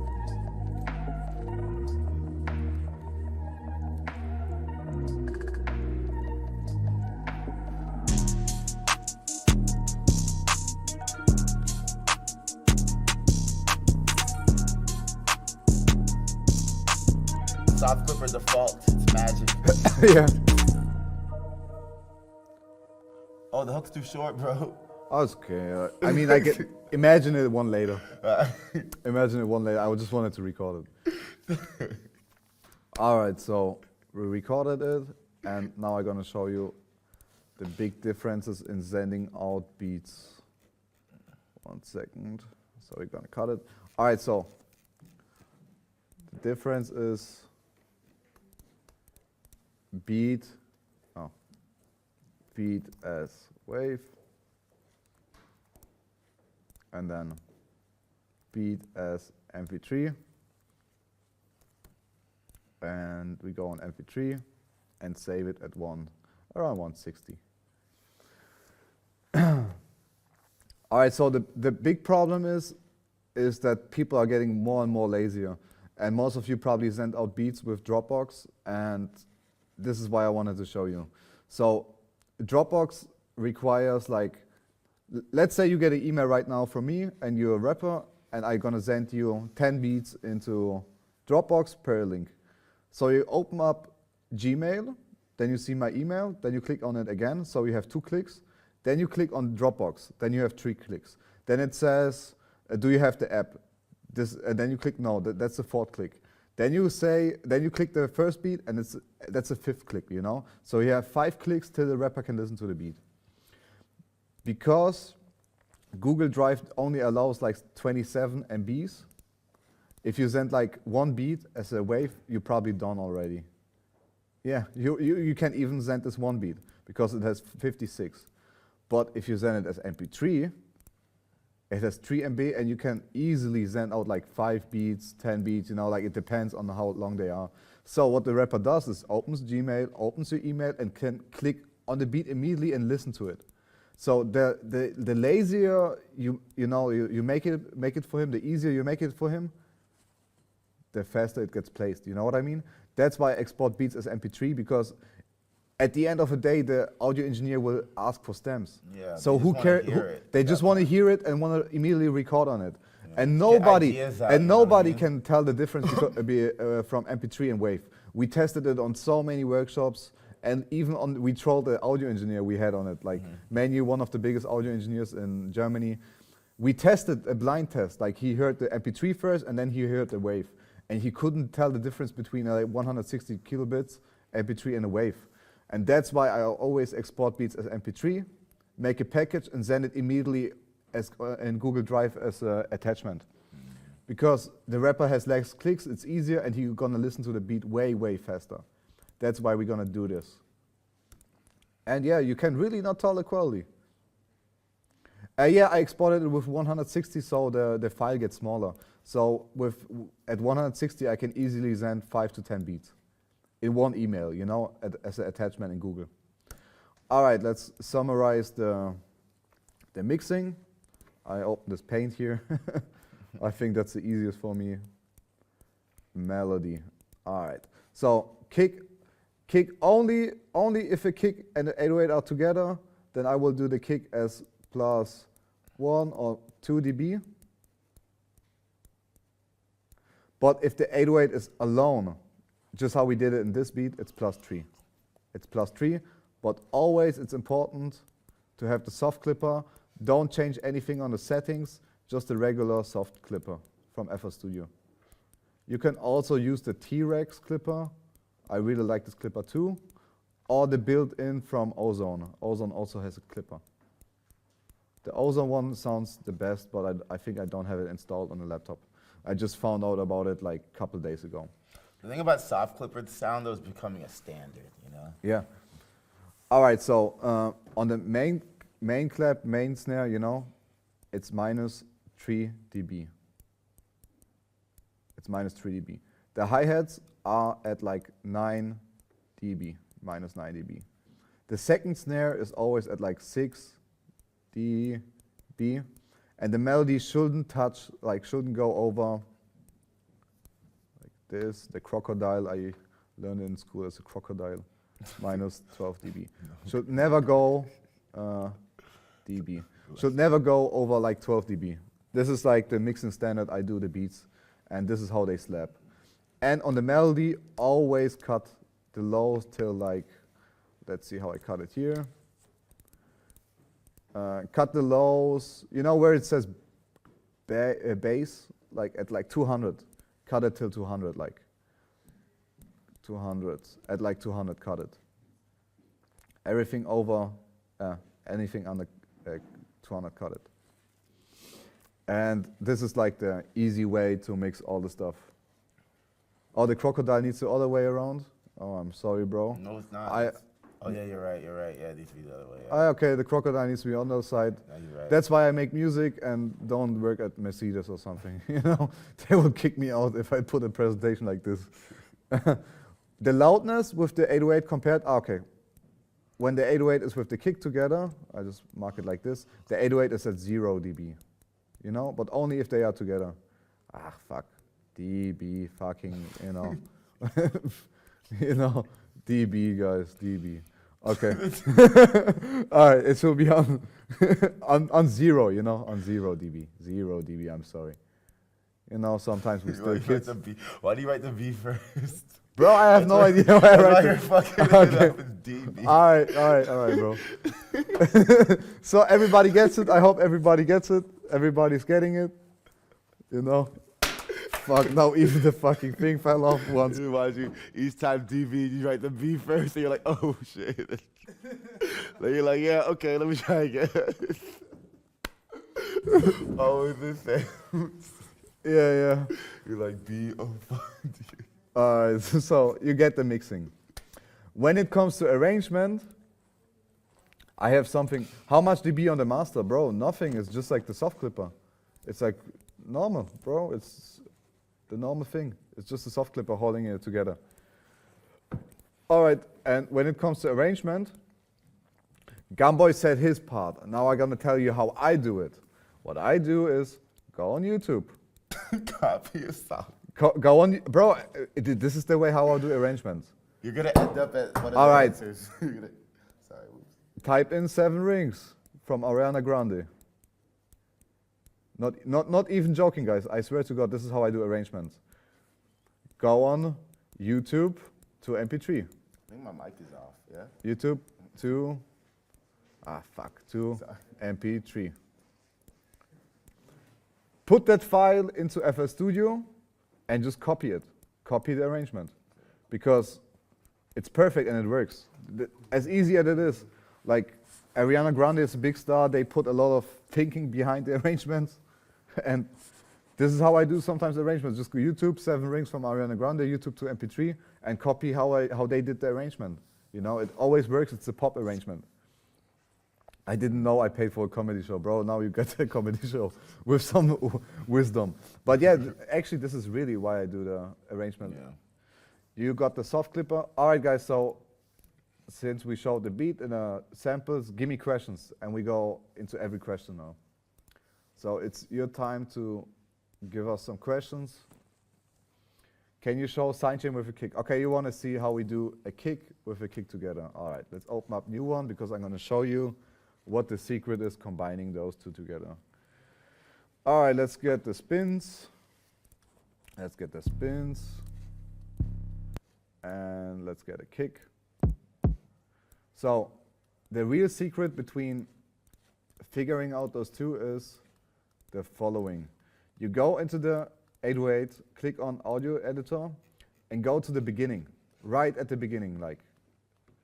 So the first thing the 808 does, it goes up, okay? So the first thing it does, it goes up. Let's see what the first thing the kick is doing.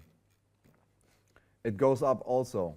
So what I do is, because one should go down and one should go up, so they hit better. Let's show it, like this is right now.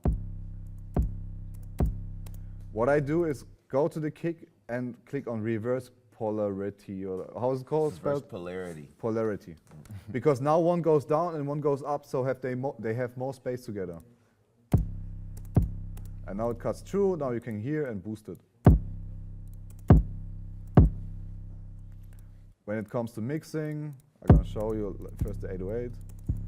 Put the 808 at 0, more up.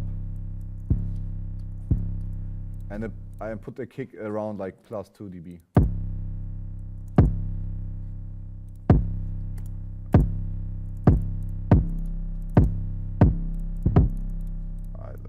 here. Nah, no one cares about rendering the solo stems at the end of a sample. You see how much it does? Like, I reversed it again. So both the 808 and the kick go up first. And it's muddier. If I put it down, cuts through, has more space. So this is how I do it with the 808 together. Oh, this one is clipping. What is it? This is the 808. Oh, it's cut itself. Yeah, so. Yeah, the soft clipper is always on, guys. This is how the 808 cut through and the kick. Yeah, I didn't know that. All right, so next questions. We had the 808 with the kick. It's super easy as that, as looking what the beginning is, and you know, they should not go both up. Yeah, it's perfect. Any pedal recommendations? I'm gonna tell you right now, you can go to the Guitar Center and just get the cheapest one or the most expensive one. It will not make the crazy difference in the vibrato. The vibrators are normally really, really good, even on cheap pedals. What is that? When you export beat and MP3 and send it to artists as a MP, wait a second, I need to go down on the question. All right, so yeah, because the MP3 has the metadata at the beginning, but the audio engineers are smart. Audio engineers are not like other producers who just drag the samples in and make the beat. That's why sometimes they're confused if they get MP3 samples. But when it comes to beats, they exactly know if they get a beat in MP3, they know that MP3 stores the metadata at the beginning. So that's why engineers don't care and they will see it and cut it. Tips for creativity breaks. Bro, the best thing you can do is really enjoy your time outside. Like, go outside and do something. Because if you sit down and just try to squeeze the last bit of creativity out of you, you will go insane, like actually insane. Listen to some music too, like don't just like listen to, you know, like the typical shit like that you think, okay, oh, what's hot, what's like, oh, like what's a cool rap beat, let me listen to that to learn. Like, nah, listen to different types of music and like get inspiration from just like all the different music out there, and you'll find some like ideas and just hear things in life, you know what I mean? Shit like that. All right, I've seen you guys ask this question over. The arrangement was hook, verse, bridge, okay? The hook and the bridge, the hook and the verse are the same length, okay? So it's first it's intro. Yeah, okay. Intro. This is just one of my arrangements. How many bars do you have the intro? This is my basic rap boy arrangement. So we do intro like 4 or 8 bars depending on the melody of the beat, you know what I'm saying? Let's say 4, you know what I'm saying? But like then you want like a 8-bar hook, okay? So 8-bar hook. So 2 sections pretty much in Fruity Loops, you know what I mean? So that's a hook, you know what I mean? Little A, little B part, you know? And then after that, you want an 8-bar verse, you know what I mean? And then after that, you want a 4-bar chorus. 8-bar verse. Yeah, so a little A part, little B part, you know what I'm saying? And then you want a 4-bar bridge after that. All right, and then after the 4-bar bridge, back to the hook. So it's 8, 12, 8. That's the whole idea. Back to the hook. Yeah. And now the classic rap form. And so you guys know at the end, after the verse, it's the intro, the outro, you know? So the bridge converts into an outro later, after you loop it. No, after the hook. After the hook, yeah. After the hook the last time, the verse becomes the outro. How many times you loop? 2 times, right? You can loop it 2 times. You could do it just once if you want, you know what I mean? Hook, verse, bridge, hook, out, you know? Like, hook, you can do it 2 times, you know? That's one basic thing. And then, if you want to be traditional hip-hop, you know what I mean? You could have 12-bar verse. Wait, right there, and then still the 4-bar verse, so you do a hot 16.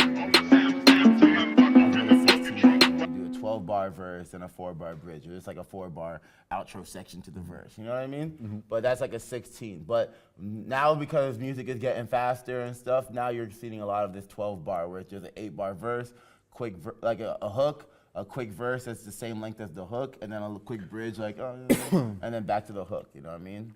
There's no, pre-hook is the bridge. If you want to move this here, you can, you know what I'm saying? I mean, that's what it is, it's pre-hook, dude. Like, you see it loops back around. This is pre-hook, you know? It's before the hook. Yeah. Is it better to sell loop kits or sending packs to producers? I would say it depends on the demand. If you're an industry producer, and most of the time only industry producers get your packs, then sometimes like, you know, people who just started out want to get your melody too. So it depends like how big your name is, your brand is, and then you can see if you sell it.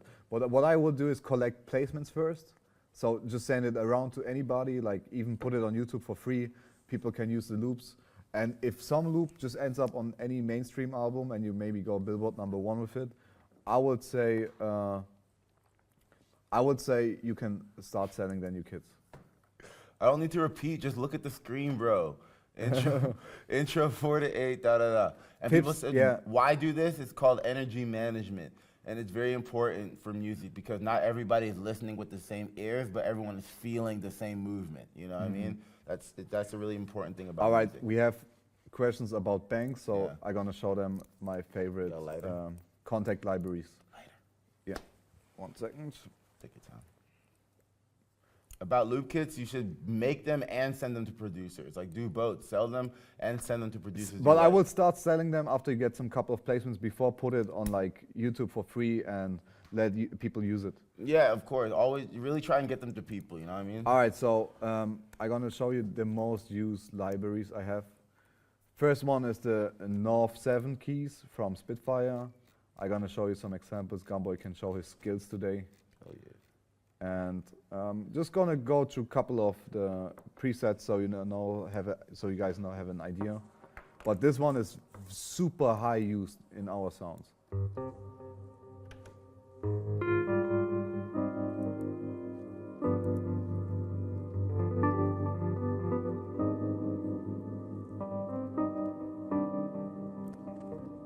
I'm gonna give you the next one. Yeah.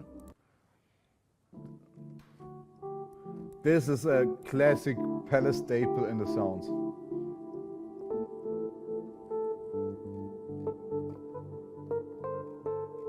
So it's a North 7 library from Spitfire. Let's make a quick text document.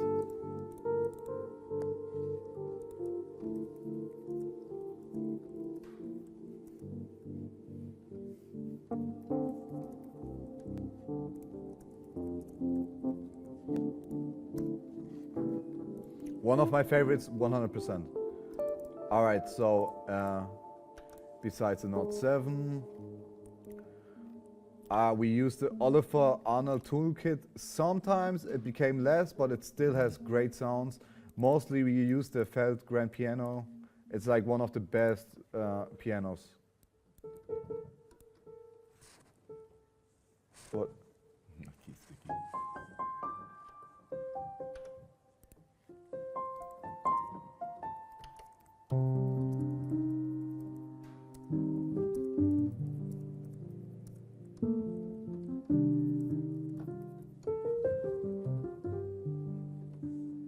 So this is probably one of the most used pianos that we made in the beats.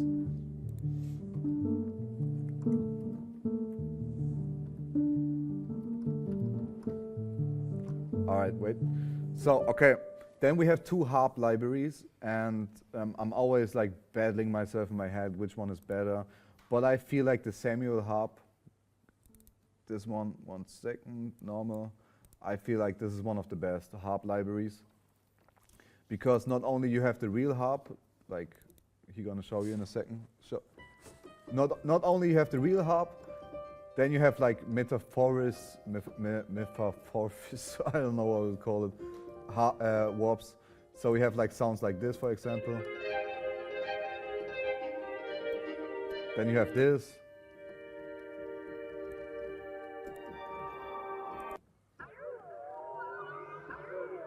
Just like flips of like harps, you know what I mean?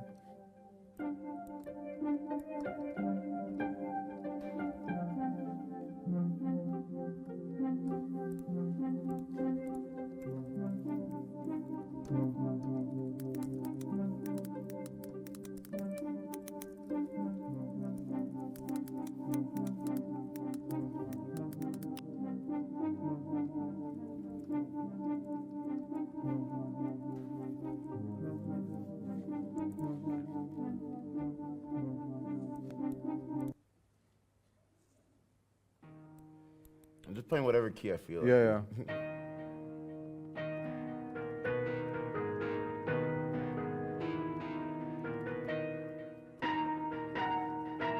So yeah, this is one often used. It's better than the Spitfire Audio Harp in general. And then we go back to the classics where we made many, many placements with this. And this is like the what a second, the Olafur chamber evolutions, because like it's unlimited.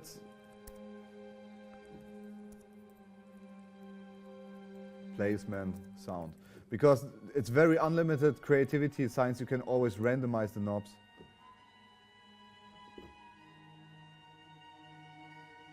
Yeah, guys, after we show the banks, we gonna answer all the questions, because right now we're going to all the banks.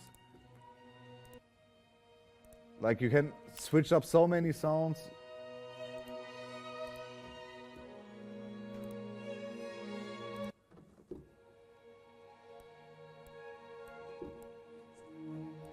It has so much texture that you really only need like maybe a reverb on it, and it sounds great.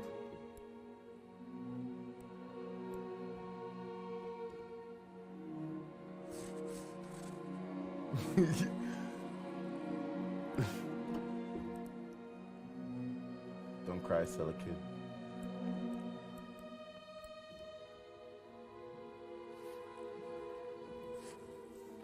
I mean, you know, people say Spitfire say it's gonna go crazy, but I really think like they have the best sound, so I'm proud to promote it, you know. Tricks for like chords, no music theory. All right, so the next library that we use often, since we already at this randomizing thing, it's the London Contemporary Orchestra Textures. No idea what this fucking means. I'm not from England or America, but it sounds great. It's basically the same shit with randomizing, but you have like more like choir sounds. Wait, gonna contemporary.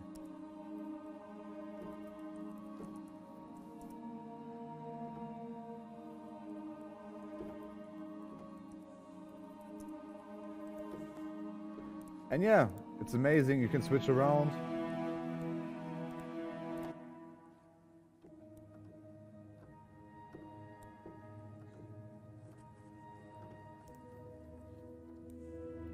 That's cool. Yeah, that's super cool actually. All right, going to the flutes. Everybody knows the flutes are very important in our sounds. And this is my favorite flute library. 1 second. Yeah, some problems. Alright. So it looks fucked up, but like it still works. You need to find, yeah.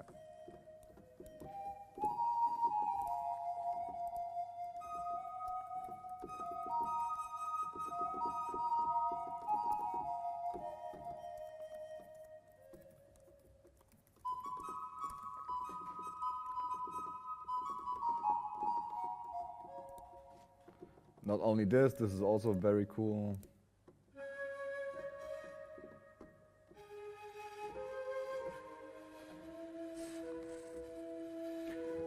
It's like really like almost sounding real, you know, like somebody's playing next to it, less reverb, and it's crazy.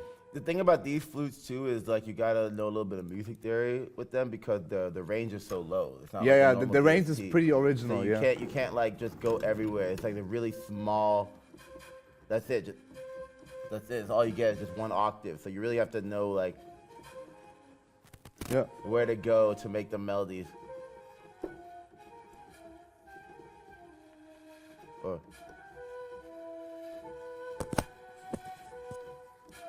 All right, and I think this is Andy Findon 2, and I'm gonna show you Andy Findon 1. Okay, it's loading. It's a big ass contact library. One way to crash it is always to play the keyboard while it's loading. This is Gumbo's specialty. I was rubbing my house. All right, this is Andy Findon Kitback.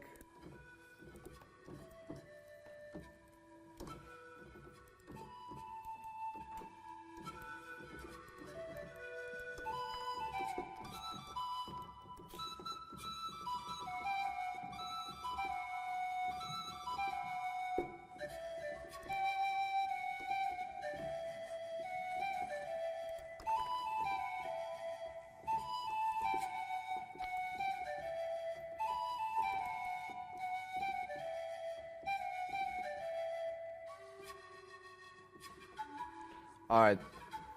Another library is pretty cool because it has everything. Let me write it down real quick before we open it. It's called contemporary. Well, why is it always what is this word? Contemporary. What does like, it mean? Means like now, you know, present. Like it's like stuff that's modern, kind of like modern drama. Okay. So For modern dramatic. I really like this one because it has pretty much everything. Like everything that you're looking for, from guitars to like pads.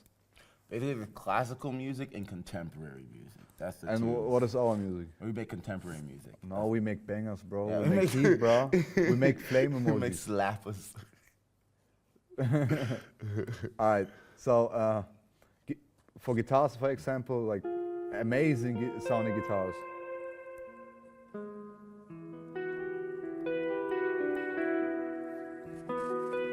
Pass me the lighter, bro.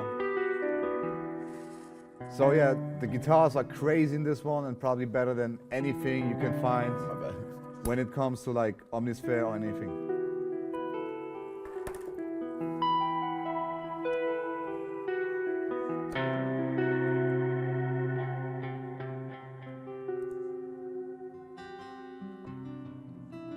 Hella options.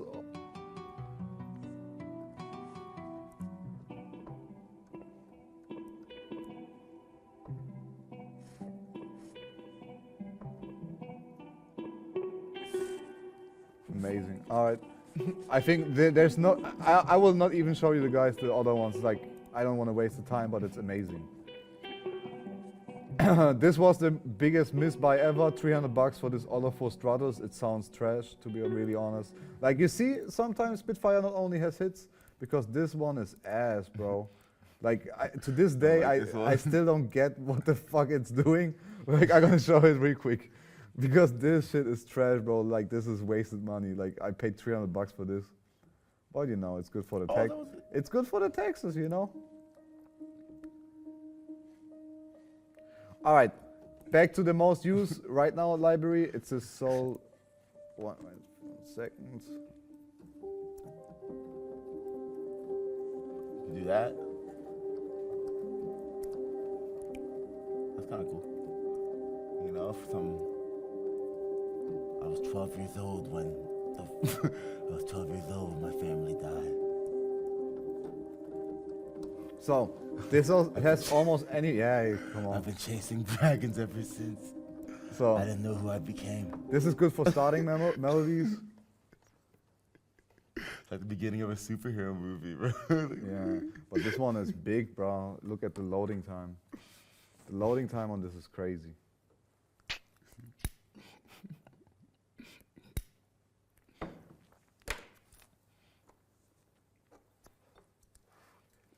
All right, so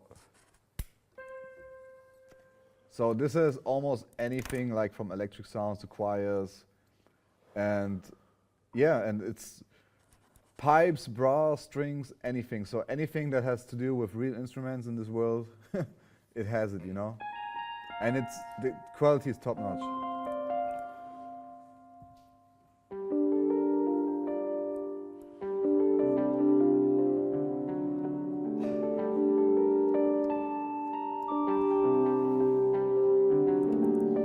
So let's see how really if Gumboy is Hans Zimmer, because we're gonna put choirs on it, and he needs to show some.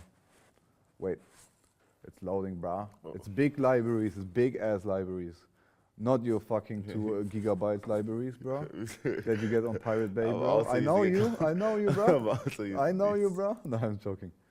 Okay. Purity, yo, only.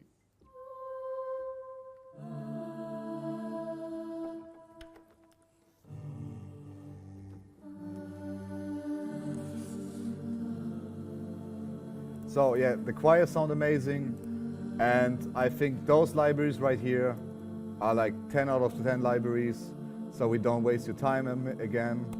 But like, I will get one of those, and yeah, those are the libraries we use the most.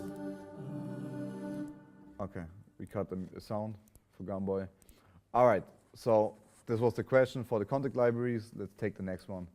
And here I'm gonna leave it open till we have the next question. Oh, you want to see Omnisphere banks then, bro?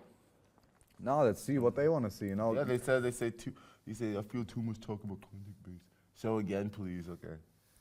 What Yeah. should we watch out for in deals? Just Google all the time. Best this show again. DST. No, where is deals?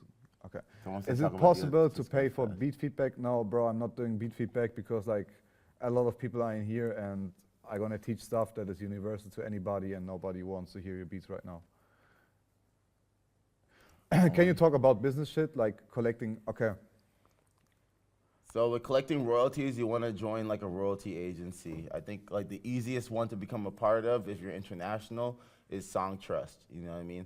And like they charge a fee to join them, but they do collect royalties very nicely. They do a great job, you know. And then beyond that, you want to make sure if you're US, you want to be a part of BMI or ASCAP, and if you're in Germany, you want to be in GEMA. You know? Yeah, and GEMA. And the thing is, if you don't have anything that manages your royalties, you need to be spot on. Like, let's say a song releases, and you know the royalty points and the publishing you have. Immediately go on the GEMA or BMI and put it on. You know what I mean? Like, you need to put. If your stuff is not registered, you're gonna make zero. Like literally zero money. You know, like out of it. But they do hold it for you. There's But not, they the money hold it doesn't for go so nowhere. the money is not gone, but let's It's not say going anywhere. Yeah, let's say somebody said, "Oh man, I have 50% on the song because you didn't put it on." Then he gonna collect your money, and it's gonna be hard to get it back.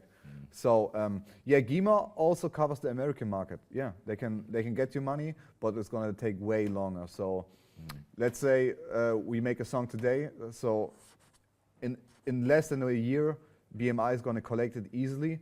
But like GEMA sometimes needs 2 years. You know what I mean? So And that's why I have multiple agents. That's why I use Songtrust and BMI, because Songtrust would usually get those German royalties a little bit sooner than the BMI will collect the show royalties Yeah. and all the other types of royalties. You know. when it comes to considering which one you go, I think it depends like in which country you work on. Exactly. So if you work in Germany, like with German rappers the most, like it's, let's say 90% of your clients are German, then I would go to like German GEMA. If you work mainly with the US, I will go to BMI, because first of all, the money comes faster in if it's in their country collected, and the second one is like you have the support, you know, and they can figure out, let's say somebody fucked it up and put the wrong publishing percentage in. Then you can call and they're gonna fix it, and they're gonna call the rappers maybe and try to get it fixed, or like the management. And yeah, this is why you should also always consider where you go with the publishing or like the royalties, because yeah, it makes a big difference. Are you also with GEMA?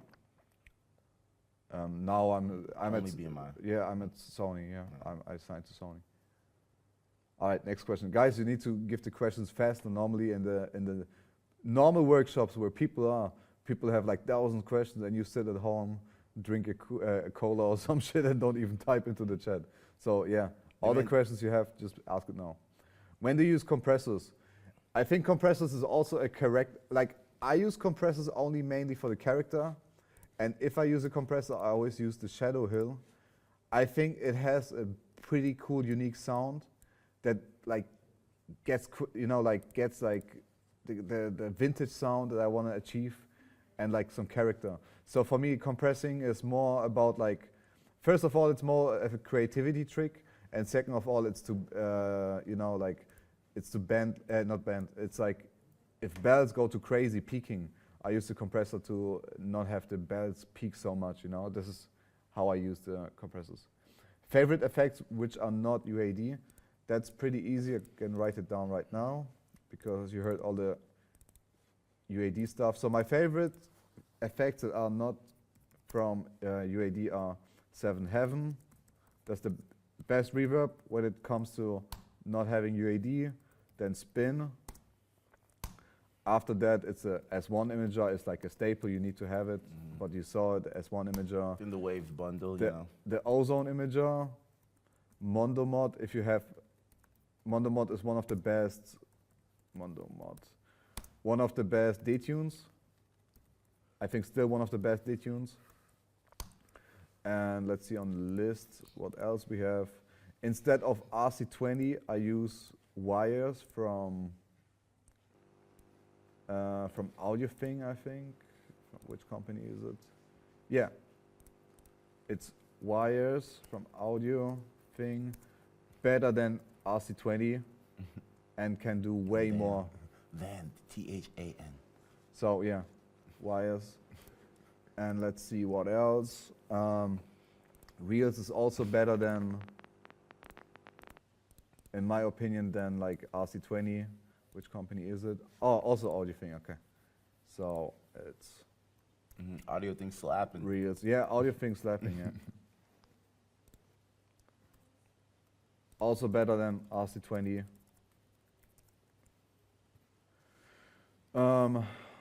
Portal is getting used a lot, but I never go more than 10 or 20% Yeah, I turned that shit on down. the effects, you know, on the Yeah. effect channel. Never, because it makes too many like mistakes. Sometimes it switches even up the notes, so it doesn't make even sense on the scale. So Portal is a big used one. Let's see what else we have here. Tuner, what is Tuner? Tuner is for guitars. The whole bundle from like the Effect Rack. So it's the Sound Toys plugin. Must have, like this is a must have. If you fuck up, if you fuck with sound design, like the Effect Rack, the Sound Toys bundle is a must have. So next one is, oh, this is a good one if you Mix and Keys Studio Edition is a really good one if you don't know. Oh no, okay, wait a second, I need to have, that's dumb. If you don't know the note like of a sample, like this thing can save you. And this is why I always have it to teach on the workshops. Let's have the sample right here that we just made. You just drag in the sample, you put it on the master, where's the studio, Mixed and Keys Studio Edition. And it's, Why isn't he Wi-Fi? I forgot the key. I don't know. And in 90%, it's gonna show you the right key. You see? Yep. And it showed you the right key. It was D sharp minor, you know? E flat minor. Yeah, E flat, but D like, sharp, yeah. for me it's D sharp, you Same know? shit, yeah. Same shit. So, Mixed in Key Studio Edition for figuring out the key. And this one is really good. Like, a lot of people can just drag in the sample, and I guarantee you the key is always right. And then you can start doing your 808s. So Mix and Key, essential if you can't, or too lazy to figure out like the key. It always works.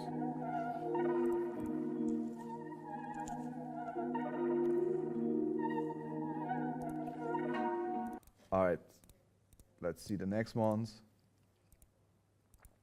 Can you show some stuff with Effect Rack? Like, yeah, I'm gonna show you my favorite. Oh, now it crashed. Brah.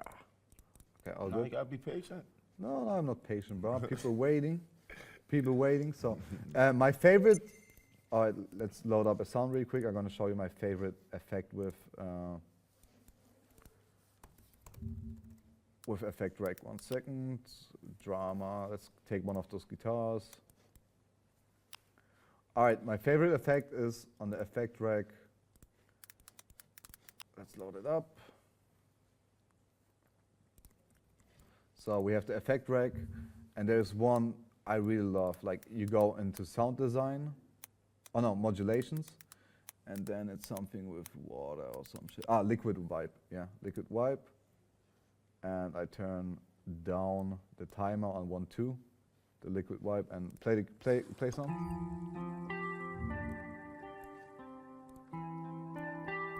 Without it. This is without it. This is with it. You can go crazy on the timer.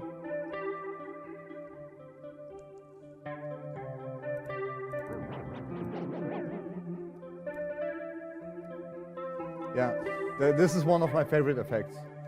And if you add some reverb to it, it's getting better and better. A preamp.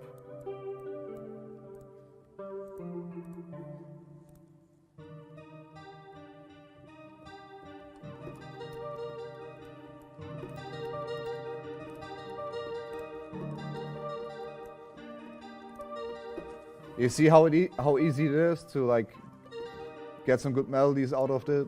with the Effect Rake Liquid Wipe. So this is one of my favorites.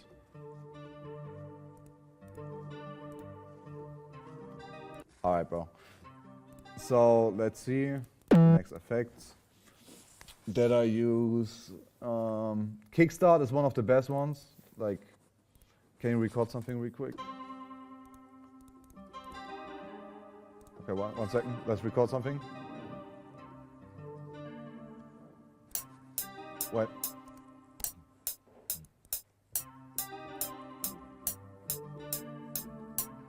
Alright, I can loop that. Okay. Oh. Oh, beat. No. Quarter. Half step. Fuck it. Just for showing. Okay. So what the Kickstart is doing is basically, you know, pumping it, you know? So this is basically what the Kickstart is doing. A very often used effect, more on pads to be honest.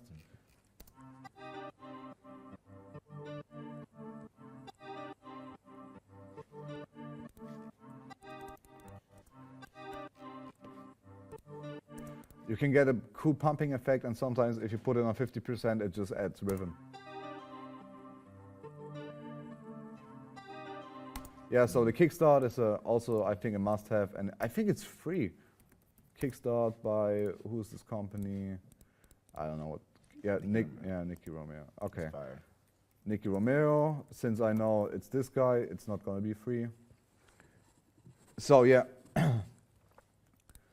Okay. All right. So those are the most used non-UAD plugins I use. All right. Next question. Do I have to, let's go down. Do I have to worry about phasing issues in samples when I push it to white on the imager, or is there a point where, fucking chat, for things to white in stereo? Bro, I don't know, in my opinion, when I do samples, it's all about pushing those sounds as far as possible on the image, like, you know what I mean? I never had like phasing issues or like anything about it. It's more about like, you know, giving the sound more depth, you know. That's why everything on the master chain and everything on those instruments are to make it as wide as possible, you know. And Talking about networking, good networking. All right, next question. Do you use external hard drives? Yes, I use the SSD. I use the SSD to put all the contact libraries on it. Best way to learn music theory. Gambo, it's your turn. Yeah, the best way to learn music theory really is to just sit down with the instrument, I feel like, and to like just play around. Like, you don't really need to be crazy with piano or anything like that. It's just about understanding the basic rules, kind of like, okay, I'm in minor, you know what I mean? You know what I mean? C minor, you know, it's G minor, those kind of, just the basic kind of like movements between chords. That's really want to learn. And I think the best way to do that is to actually take songs that you enjoy, or maybe like old songs. Sometimes you can actually Google and find the chords to like old songs, and just like look up like where the chords are moving to, you know, or just like listen and see like, you know, like, you know, just like listen and see like where the chords are moving, and kind of copy those things, you know, copy those ideas, see what the emotional response is to some of those ideas, and you can learn them. And that's how you learn like different types of tricks. And music theory is really just like a repertoire of different tricks to use in music. It's like, oh, I can go from here to here, or I could do a triplet like this, like a do, you know. But they're all ideas from different songs. Nick Dean gang. Okay. They're all just ideas that are everywhere. You know what I'm saying? You know. Okay, for me, so he basically learned it like, you know, by playing the piano. Mm-hmm. When it comes to like music theory, how I learned it is like, I remember the first time I was in FL Studio. Let me see if I can still find it. I always put on ghost notes, and there was like, I think somewhere here there was a tool where I could like select ghost notes, like the scales. Yeah. You know the scales, like I think minor, okay, minor. Oh yeah. This is how I did it. So, oh no, those are chords. Fuck, where's the scale? Stamp, scale. Ah, here scales. So wait, one stop here. People who use this sometimes they go too crazy and start clicking all these weird ones. The only one you need to use is either major or the minor harmonic that he's gonna click, or the minor melodic. That's Yeah, it. what I did is click the minor harmonic. I had it like this, and I learned, you know, basically I put it in the background, open a new channel, and then I had the ghost notes, and I figured out like this to make like melodies and shit. And this is how I started like 8 or 9 years ago when I did it. And it was all just about those FL Studio ghost notes. And then you basically you get it, you know what I mean? You get it, you figure it out. You know, like, okay, when I did a D, I eventually need to come back with the melody to D, you know, kind of thing. And this is how I did the theory. So I'm not the There's most no experienced one, but I know I can immediately tell if something is wrong or something is too crazy. Because And there's no- Gumboy has ideas in his head that are like very crazy because he knows like the whole music theory. And sometimes I say, bro, I don't get this melody already right now. You need to make it easier, you know. You need to make those chords easier. And this is how we're doing it, you know. Yeah, there's no right way to music theory. It's really just knowing the basic math of just like when you start with a note, like is that your root note, you know, and then like where are you moving to in the chord, you know what I mean? That's it. Just keeping it simple and controlled, you know. All right, that's a good question. If you were back at square one with marketing your beats again, how would you do it? Okay, so basically, I think this guy's spamming it all the time. All right, so when it comes to marketing myself again, I think it's still about more like a niche. You know, you need to find. The thing is, you need to find a way into the industry, and most of you do it completely wrong because you go like on DMs and just spam my inbox or spam the inbox from like other producers, and they don't give a shit who you are. Like they give zero shits about you because you're just spamming his inboxes and you have nothing to add. What I'm saying is like the best way to get into the industry is to have like a niche. Let's say you're a very good flute player in real life. I always give this example because this was what we've been looking for all the time. And if just the first guy comes in and says, hey bro, I'm from Germany, I can record real flutes, you wanna go to the studio? He will be in one day in my studio. Like on the next day, I will book him a ticket and he gets in my studio and he puts like real flutes over it. You know what I mean? This is just one way. Let's say we need strings and this guy says like he can make live strings. I'm like, bro, pull up to the studio, let's record something, you know? And every producer, this was just an example for me. I look for flute players and string players.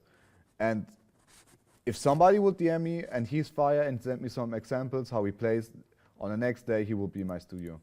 But every producer is looking for something. Every producer needs help in some kind of ways. And you need to find out who needs what, you know? And I remember like, I think Gumbo was chilling, he was on vacation, and I was like, let's do some more samples, like who got some midis? And I listened to like hella people to their midis, you know, and I found a guy and I'm like, oh, all right, let's work, you know? And now we work together for a little bit. Sometimes he sends some midis and some of them are pretty good. And we started working a little bit, you know, it always depends. You need to find first of all, you need to find the right moment. And second of all, you need to find what they need right now, because they don't need your samples if you spam them all the time in the Dropboxes. Because so many people do samples, and you know, like most of the time, 99%, it's like a wasted time if the bigger producer really checks out those samples. And that's the thing. You always need to look out for what are the big producers searching for. If you can provide them what they're searching for, you're immediately in the game. And also like working with more producers too. Like the more producers you work with and like build real relationships with, eventually it gets to a point where like, you know, people are working on a song together and it's like, Yeah, hey, tell them the story how we met. oh yeah, like the way we met too. I mean, it's just like just from like, for example, like I knew a rapper, you know what I mean? And I was working with him a bit and he was like, yo, I know this kid, Palace, he's super dope, blah, blah, blah. And then, like, And this was back when I had 700 followers. yeah, way back in the day. He was like nobody. And this, we're both just for the story, this guy was like a more underground rapper. He had like 30,000, like 30K on, Yeah. I think on IG. And then like, yeah, then he started coming up and then he was using and remember I was chilling at this rapper's crib, you know, And I was there chilling, and he was like playing beats. Like, yo, this guy Pal sent me some beats. And I was like, oh yeah, I heard of this guy. Played some beats. I was like, yo, this shit fire. And I was like, yo, it be fire, bro. Yeah, he DM'd me, and the rest is history. Yeah, now, then you know? one day he was sending me beats because I was rapping too. I was like, hell yeah, I rapped over some of them and shit. And then like, then we ended up in LA around the exact same time and shit. And then fucking, you know, we were just chilling in the crib, and I was just writing MIDI because I always played piano and stuff. And like, I remember the first time he asked me, I was like chilling at my family's crib, and I was just, and he texted me like, yo man, can you send some MIDIs, blah blah blah. And I was like, hell yeah, and I just wrote some, sent them over and shit. And then like, we've just been doing that, you know, ever since, you know, because I can write MIDI super fast. And then when we work together, he can also play me a song and be like, yo, let's make something like this, you know what I mean? And I could just do it real quick, you know? That's my little niche, you know what I mean? But that's how I worked with like pretty much everyone I've worked with, is just being able to, you know, play things on keys and put things together. If someone's like, yo, can you make something, la, la, la, la, la, I could do it, you know? So like, Yeah, and he got into sessions with like big ass producers. Like he was in the studio with OZ. yeah, playing this keys dude for him. OZ and shit. And that's also when I learned music theory doesn't matter, because OZ was asking me for music theory. So it's not like those things are so important. It's just that like OZ had that bounce. And at the time, I was the music theory guy, you know? And we all filled a role, and we were all able to come together and make a dope record, you know? And that's really the idea, is that like, you might not get into every room, but you're gonna get into some rooms if you know how to play a certain role and do a certain job, you know? And eventually, like, you never know, one day people are gonna need that person for a job, you know? Like right now, if people need like that 808 Mafia sound, they're gonna come to Palace, you know what I mean? They're gonna come to Dennis and like get it together. But there are other producers, you know, if they want like some dancehall reggaeton shit, they're gonna go to Menu or some shit, you know? Like everybody has their niche and their little things, you know? Yeah. So Phil is asking the question 1,000 times. He's like the From Nothing pet. Oh yeah, well, And I remember it. I remember. Okay, I couldn't I'm remember. like, I was like, yeah. bro, when it comes to presets, bro, I'm like the god, you know. I remember all the names. So just for you, because you're spamming the question in, it was in Albion Neo. It's called Best Ever Brass Pad. And this was the pad that was used in From Nothing. Brass pad. Yeah. So you have the preset, have fun with it. What was the chord? Nah, all good. All right, he has it, Phil has it. Now we can keep going with the questions. Something like that, yeah.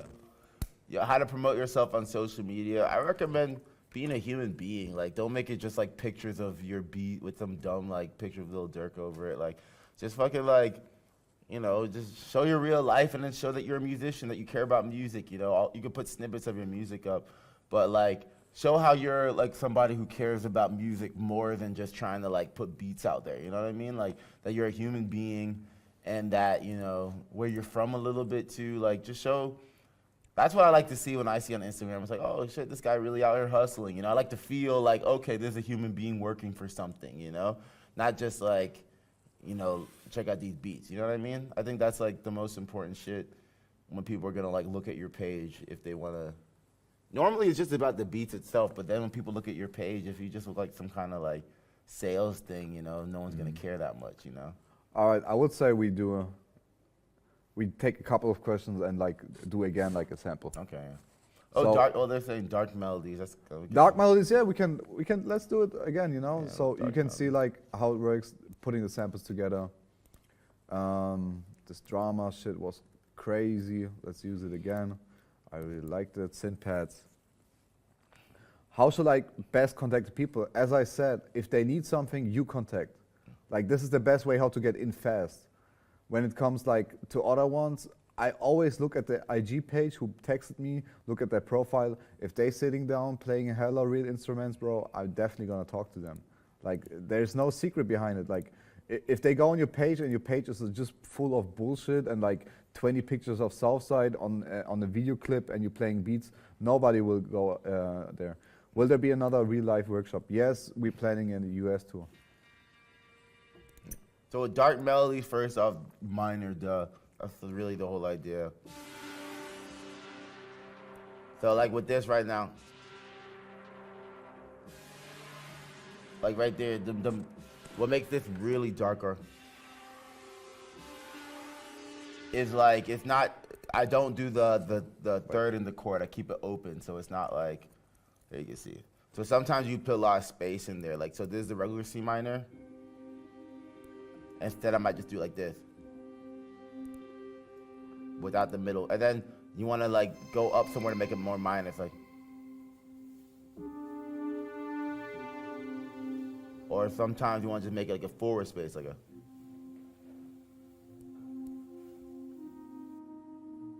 Or like.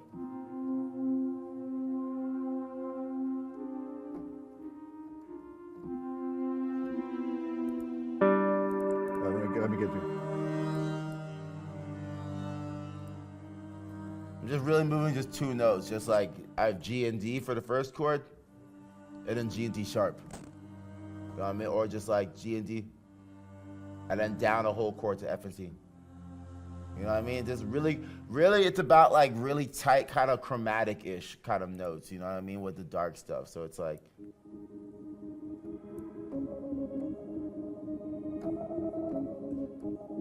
That's really, I'm pressing G sharp and D sharp, just like this, and then just going, just E and C sharp. So it's like,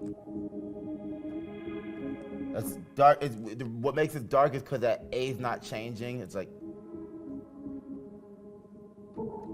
so sometimes darkness is just about a static note and then like a little bit of chromatic. Like in horror movies, it's like.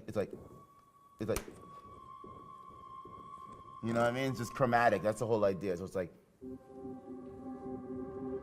know, that's dark and hard right there.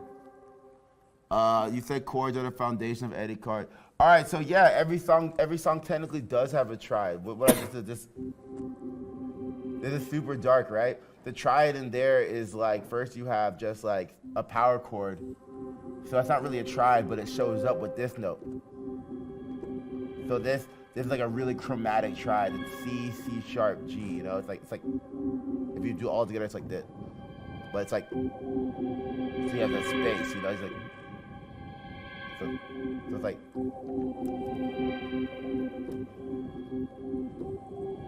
You know what I mean? That's dark shit. That's all it is. Just kind of like really controlled chromatic movements. You know what I mean? Dude, this guy, top 3 drum kits, bro, artist kits. All right, we talked about it. Artist and D.Will. That's what we're using. I don't know what the top 3 are. You can Google top 3 drum kits, bro. That's a Google question. All right, bro. Let's do 2 chords. Okay. And move on. Okay. Darker. No, it's all good. All right.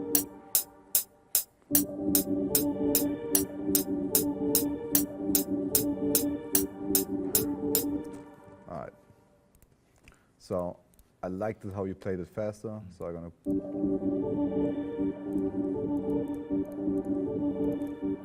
D.Will's drum kits, but you have to hit them up for them. That's what we're using right now. I think if you. Heard the. Depends, bro. There's no go-to. 1 and 5 is easy, but sometimes it's 1 and 4, or sometimes it's 5 and 1. You know what I mean? Sometimes it's 6 to 5. Just listen to your ears. I think, but 1/4 is one. I mean, 1 and 5 is just like. Actually, honestly, 1/5 isn't even that good in minor, bro. I'll tell you that right now. 1/5 is for major, but in minor you might want to go 1/4. Yeah, 1/4. 1/4, yeah. Major, 1/4 is the most used one. So, but that's in minor. That's what I'm saying. That's why you can't go and say, "Yo, 1/5 is a good." No, I never talk about major. You know, Yeah. That's why I said 1/4 because Yeah. I only use minor all the fucking time. So that's why I said 1/4. All right, let's use one of those guitars. They sounded good, and let's put in the liquid vibe because we just learned it. It sounds amazing, gives a nice effect on it. So we can see all live being played, you know. Modulations, we got the liquid vibe. We put it down a little bit. Oh, just for drum makers, fucking get a lot of people's samples. Like anybody coming up, make hard ass beats to their samples. You know what I mean? And if you're a drum maker, the best way I think is to work on easy loops, like easy, like not a lot of sounds in there, because the number one mistake right now is like that new sample makers, they think they need to impress. To be honest though, drum maker, like if you're a drum maker, like that's like there are no good drum makers in the world. They're all really producers. That's the truth. Yeah, that's that's the truth. Like if you're a drum maker, you got to level up and be a producer. And what that means is learn that engineering. Kind of, yeah. If you get a sample, you got to know how to make that sample a song for an artist to be a successful drum maker. That's the truth. That's why like all the big guys like Ozzy and stuff like that, they're drum makers in a sense, but they're really producers because they take samples, but the way they arrange that shit when they're sitting down, it becomes a song. And that's like the whole point. You can't just like loop some drums and call it a day. That's not how it works. Anyone can do that. You got to really know how to. It really comes down to arranging. You got to be like, oh, you got to have this bounce here, and that's why sometimes a lot of those 2016 trap beats they might have 3 different drum makers so-called on them, but it's because they're all adding different bounces to make it a complete song with different movements and stuff like that. You know what I mean? Even though they're just fucking with one sample or some shit. You know? So yeah, I think like I don't know I think a drum maker that's kind of like a dying. That's not even a real thing, you know what I mean? You might think of those people as drum makers, but they're producers, you know? They're arranging the samples. All right, let's continue with this one. Yeah. Yep. Okay, it's the sound as well. Lower. Louder? Lower? Lower, lower.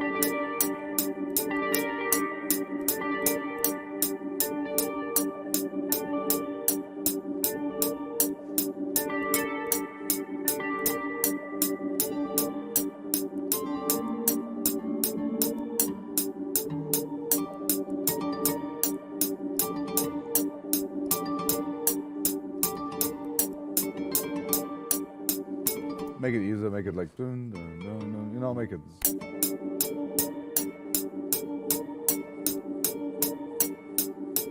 Yep.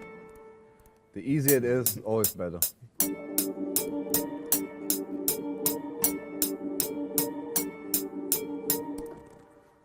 Super easy, that's pretty cool. Then we can fuck around with the sound a little bit more. I don't like to add chords in the top melody. I like my melodies to fill out the chords of the song. So basically with that one, I just did like a, did it work? Did I play it? Oh, no. That last note, that D sharp kind of like fills out the A of the G. So so I just kind of add that note and it kind of fills in a chord in a way. But that adds to the darkness of it because it's kind of like clashing a little bit, you know? But not really clashing.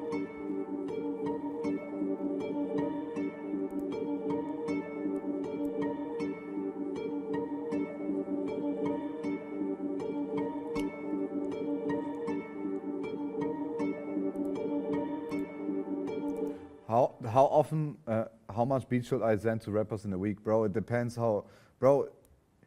Actually, you should just send him a pack and see if he replies. He will demand more if he likes your style, you know? But like, sending to rappers is really dead. Like the new wave is to send to the engineers. The engineers have the magic control over it, you know? Yeah, send to engineers. And then like, if you really want to work with a rapper, I would say find like an underground rapper coming up. And Yeah, go on the every time an album drops, I would go on Genius and really see like who produced it. If you find, because there's a lot of big major albums that come out and there's some guy who produced on it who has like 700 followers or something, and it's super easy to start working with him. I mean rappers too though. If you're a beat maker and shit, like find some underground rappers and build with them. And then other people hear you and you just keep building that way. And then eventually it's almost a collab that could be a big song, you know?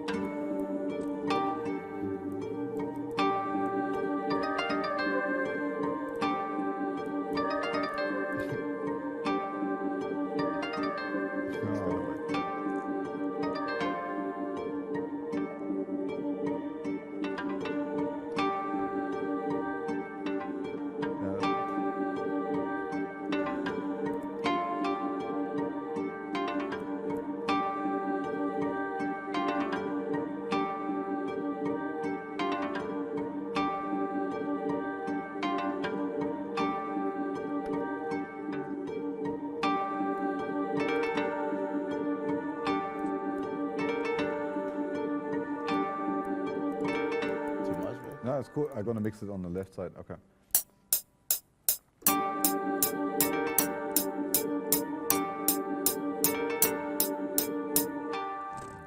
Okay. What I'm gonna do is put this melody on the right side, make it quieter, apply some reverb.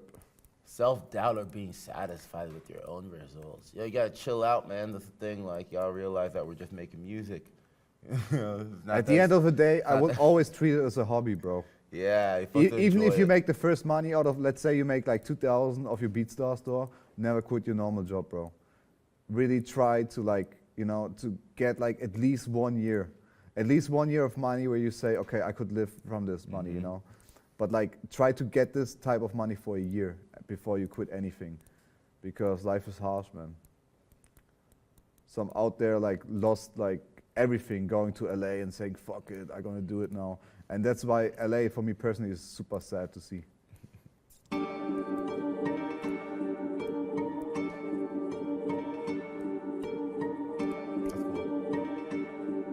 So what I did here is, because those two are very similar sounding,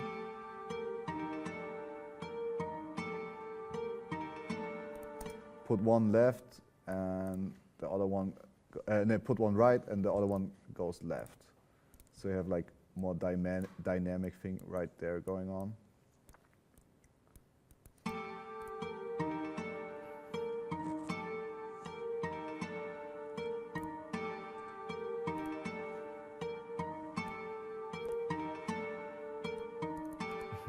You guys are asking some questions that are like your decision, you know? Like, should you always charge for beats? Personally, I wouldn't. I think it's good to just like work with people, you know what I mean? Like build up something. I mean, I didn't do any money for like 8 years. You know what I mean?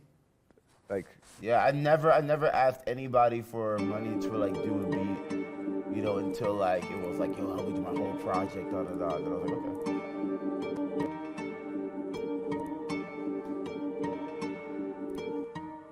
What you prepare before getting a placement? Probably a lawyer.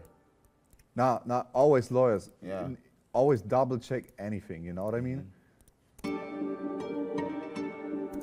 So let's try it how it sounds.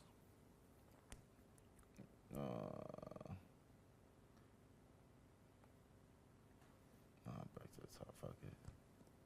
When do you layer the chord progression with another sound? When do you layer?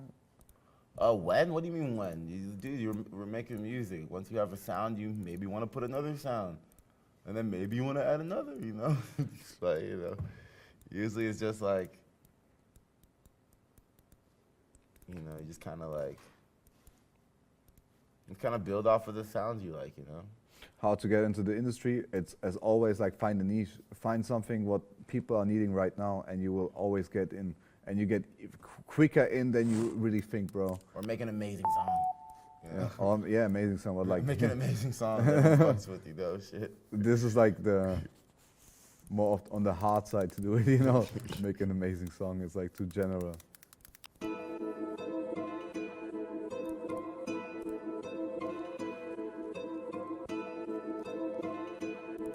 Yeah, and you can pitch it, see yeah. what is going on here. Oh, by the way, if I do samples at home, what I didn't show you guys is I always have like a folder. It's called samples in here. And this is just an 808 loop and just a drum loop. I put it on the tempo, like, you know what I mean? Even though the 808 is wrong, most of the time will always be in the wrong key because it's just playing a C.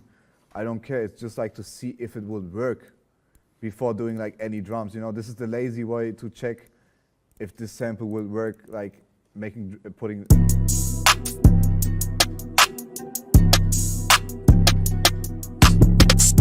You know, you ignore the wrong 808. It's just about the vibe. This is how you can see, like, does it work in the first second? And this works great, you know what I mean? And that's why I always have a folder with the 808 and a drum loop, you know, just nothing special. And just like, super simple, just to see, yeah, it works. Works even better than I thought. Yeah, because it's the C, the Q is here, so it works. So you see, I always have like this prepared. I have one that's called, where is it? Normal. Normal, this is where all the drum kits are. Normal and sample and all this other shit. It's just, I got sent some stuff and that's why it's there. So yeah, if we continue this will definitely work, like, because this is really good. Like, this will definitely work. So yeah, I recommend you to make like those kind of loops real quick, so you can layer it quickly down and yeah, use the melody. let's see, you want to, yeah, hey, listen, I see this question, you want to hire musicians and stuff, and should you split your loop kit sales with them? Sure, why not, man? Like, why not? Like, you know, that's a nice gesture, you know? You can do whatever you want, bro. Like, you know what I mean? It's just about learning, really. You just want to get better at stuff. GEMA is the GEMA, that's the royalty collection agency for Germany. All right, every country has a royalty collection agency. And GEMA is kind of big because GEMA has a big music market, so, you know, Germany has a big music market. Every time I've seen Ozzy work, he pulled out some samples. Yeah, Ozzy's always using samples. Yeah. Ozzy's always using samples, for sure. Yeah. Yeah. He's very good at making simple, effective, bouncy drums with some. Always in every beat, he always uses a cool small trick. And he's a good arranging too. He knows when the drums should come in and come out. You Because know? he knows how to rap too. That's why he's really good at arranging. Yeah. All right, so, you know, just to see how quickly you can make a slapper, you know. Now we already at the drums. We did like a quick melody to see how fast it is to layer something. You know, you can do some drums. 808. Yeah.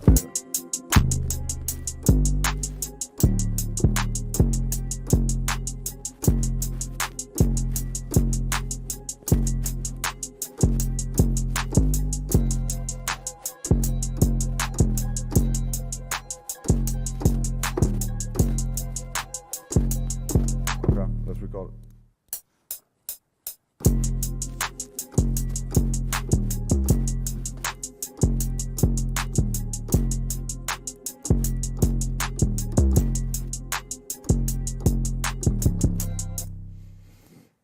Perfect. And you know how quickly, if you chop the samples up and add like this slicing thing where it adds like a movement to it, it's so easy to create like.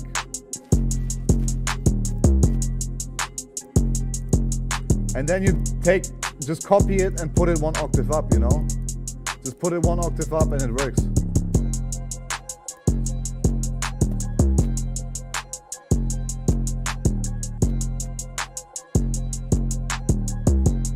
And then you go back again.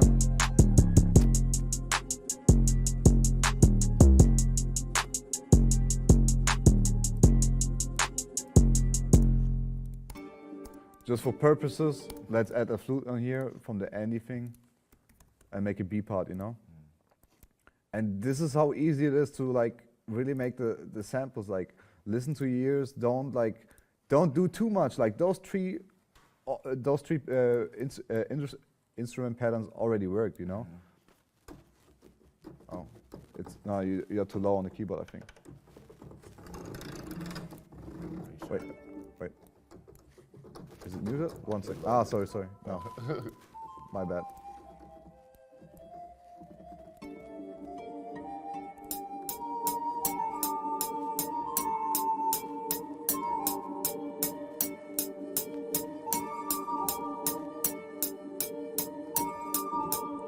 All right.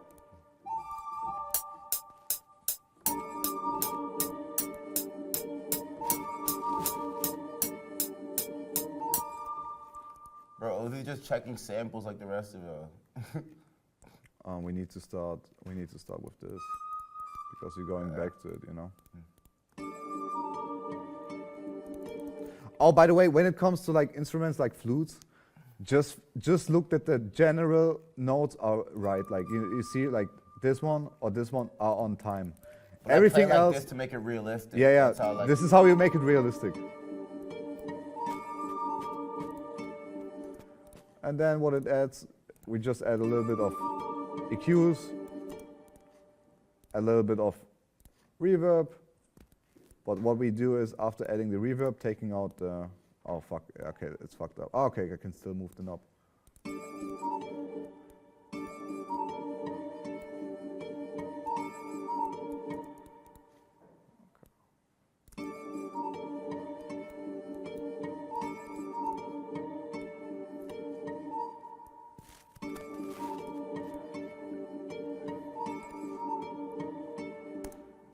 Alright, render it and do the same thing, and you know, then you have a B part. Like this is if you want to really quickly push out some samples. Like this is the type of samples we will do in a studio if an artist wants to record right now. Then we just do like quick things without all the automations and stuff, and push it out. Oh, my thing's fucked up? Yeah, so always check if you're on the right thing. 158, cut by beats. As always, push it out.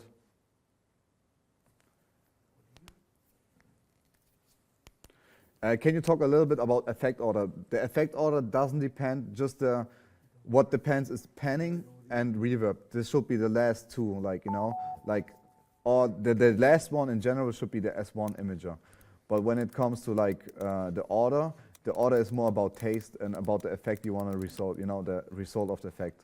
But at the end, it should always be reverb. I love when reverb comes at the end because the affected stuff with the chorus you do, if this goes then through a reverb at the end, it sounds way better. What we did here, push the 2 down.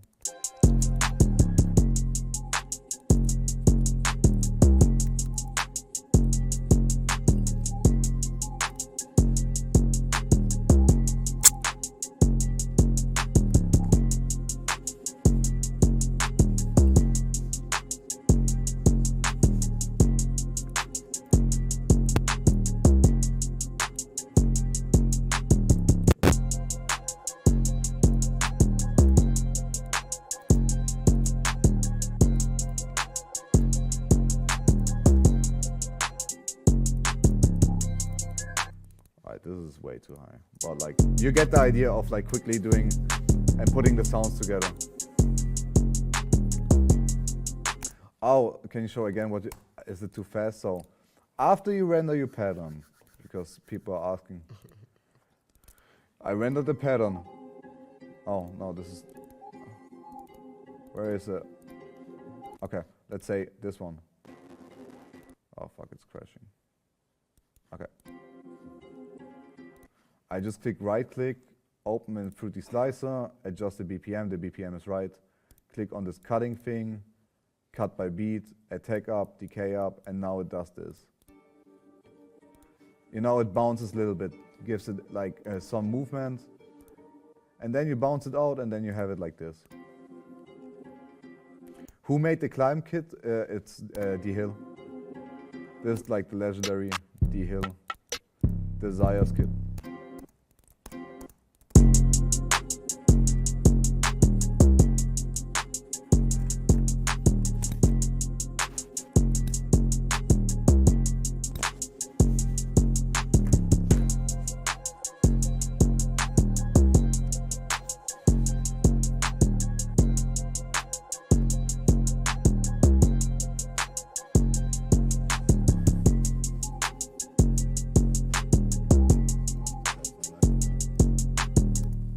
All right, let's take some, long live D-Hill, man, rest in peace to D-Hill. And also to Taylor Hawkins, who died today, the drummer for the Foo Fighters, rest in peace to him. Damn, he died with 50 years old on the world tour, and I got tickets for the summer for Foo Fighters, and now it's fucked up. All right, let's say it was pretty cool. Cool, I'm just gonna name it Cool. It's cool. It's cool. All right, so let's use the last 20 minutes for really going into your business questions. So anything, but you guys need to be more specific, not how to do business, give me specific questions that I can really answer. Here's a good one. Building a brand via YouTube or streaming is something to consider. Yes, I think nowadays doing everything you can is always helpful. It never fails and can make you good money. I remember a good friend of ours, Oh Boy, he does a bunch of YouTube beats, and then at one point, the algorithm just loved him and boosted all his beats. He ended up with a big meme song that Tyga jumped out. The Tyga remix has several million. The original has 100 millions, And he got into the industry like this. Yeah. Now he's sending a lot of... he worked with Luciano and a bunch of other German rappers. Matthias, das stimmt.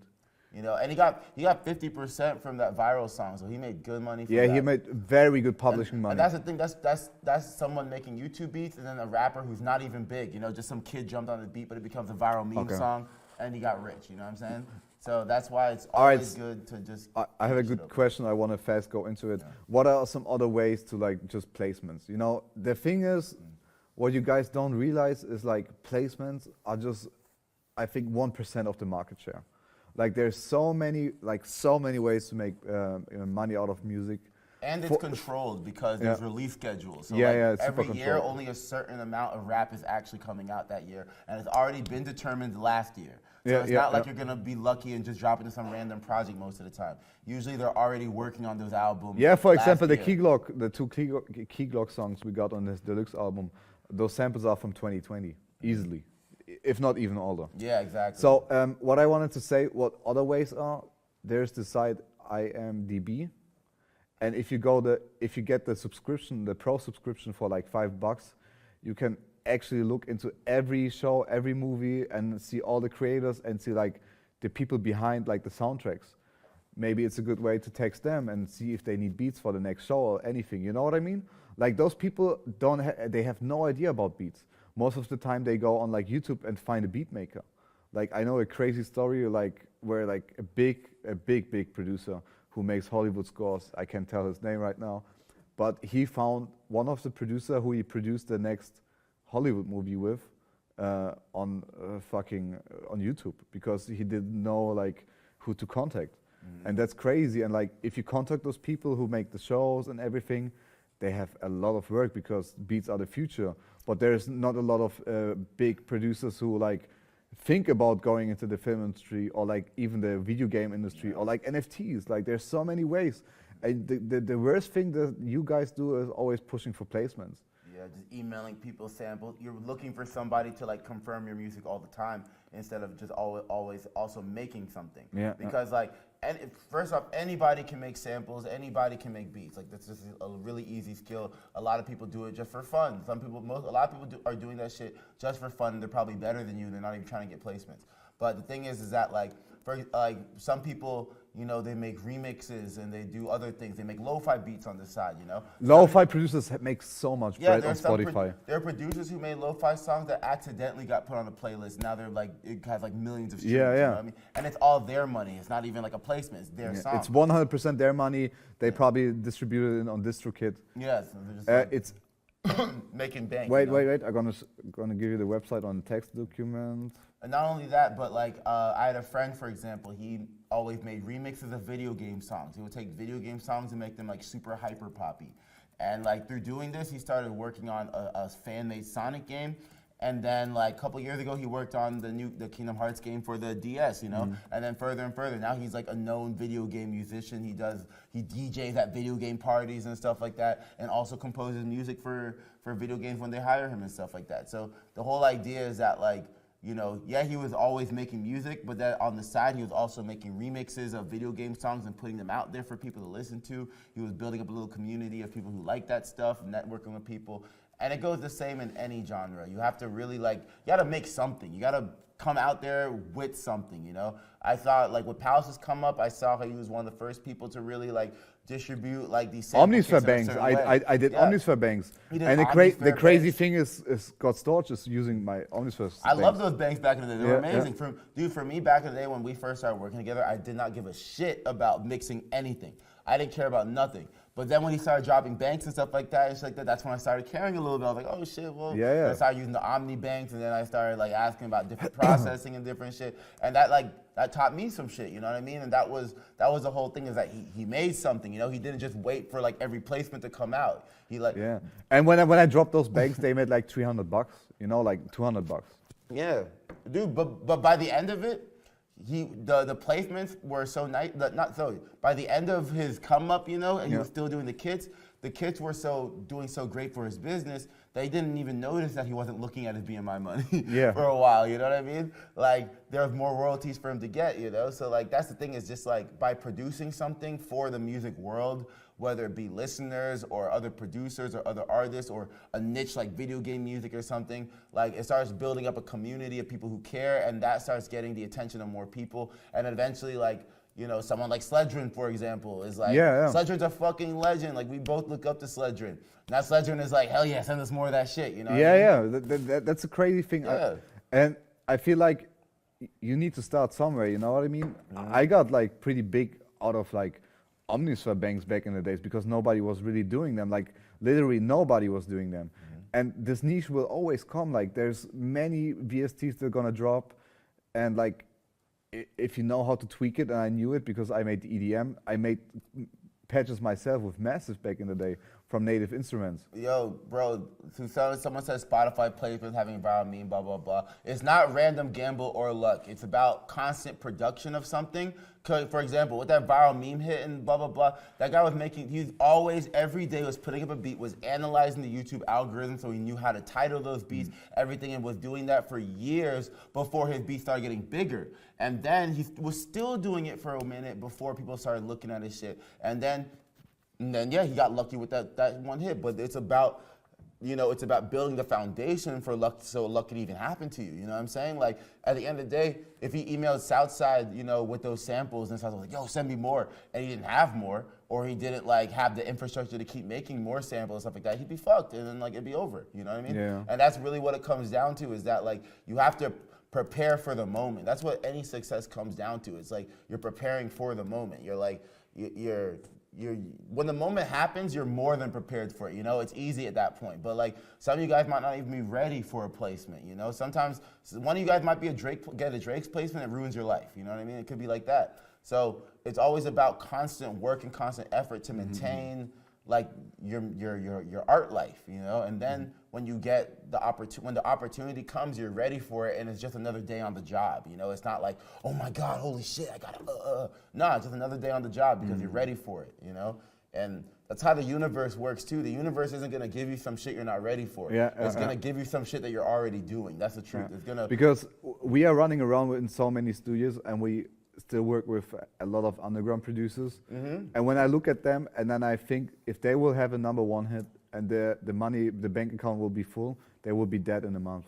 Like, not even joking. Like, some people couldn't handle it, but you need to get in a position where you can handle it. Or some people just can't handle like negotiating or trusting somebody, or like just the little things when it comes to being in an industry and working with other human beings. It's not just music and placements and blah, blah, blah. There's human beings behind everything. There's a human being lawyer, there's a human being producer, that they have lawyers, you know what I mean? And just knowing how to interact and learning how to build that stuff is so integral, because you might get a big opportunity, and then something happens where like you might not get paid in time or something, and then you're like, yo, what the fuck? But you don't know that guy's also dealing with lawyers to get you paid, and then you fuck everything up because you're just like, everyone's trying to and that's the thing. If you think like, because some of you think like artists are not really humans, because I see it every day in my DMs. Like there's somebody sending a Dropbox link, and he's like, bro, do you like them? And like, why should I put this guy on? What did he do for me that I put this guy on and give him like maybe a life-changing placement? And then they're like, fuck you for not responding. Yeah, it makes no sense for me. You know what I mean? If you spamming, like I have a guy in my emails who I blocked several times. He keeps creating new accounts and he keeps sending loops. And I'm like, bro, I'm so annoyed from you. You really think I will ever click on this link? And that's the thing, you guys, like a lot of people annoy the bigger producers. And if you don't come up with something where you can help the bigger producer, he will never put you on. Because guys, no matter what you think, your music is not that good. No one's is. That's the truth about life. Nobody's music is that good.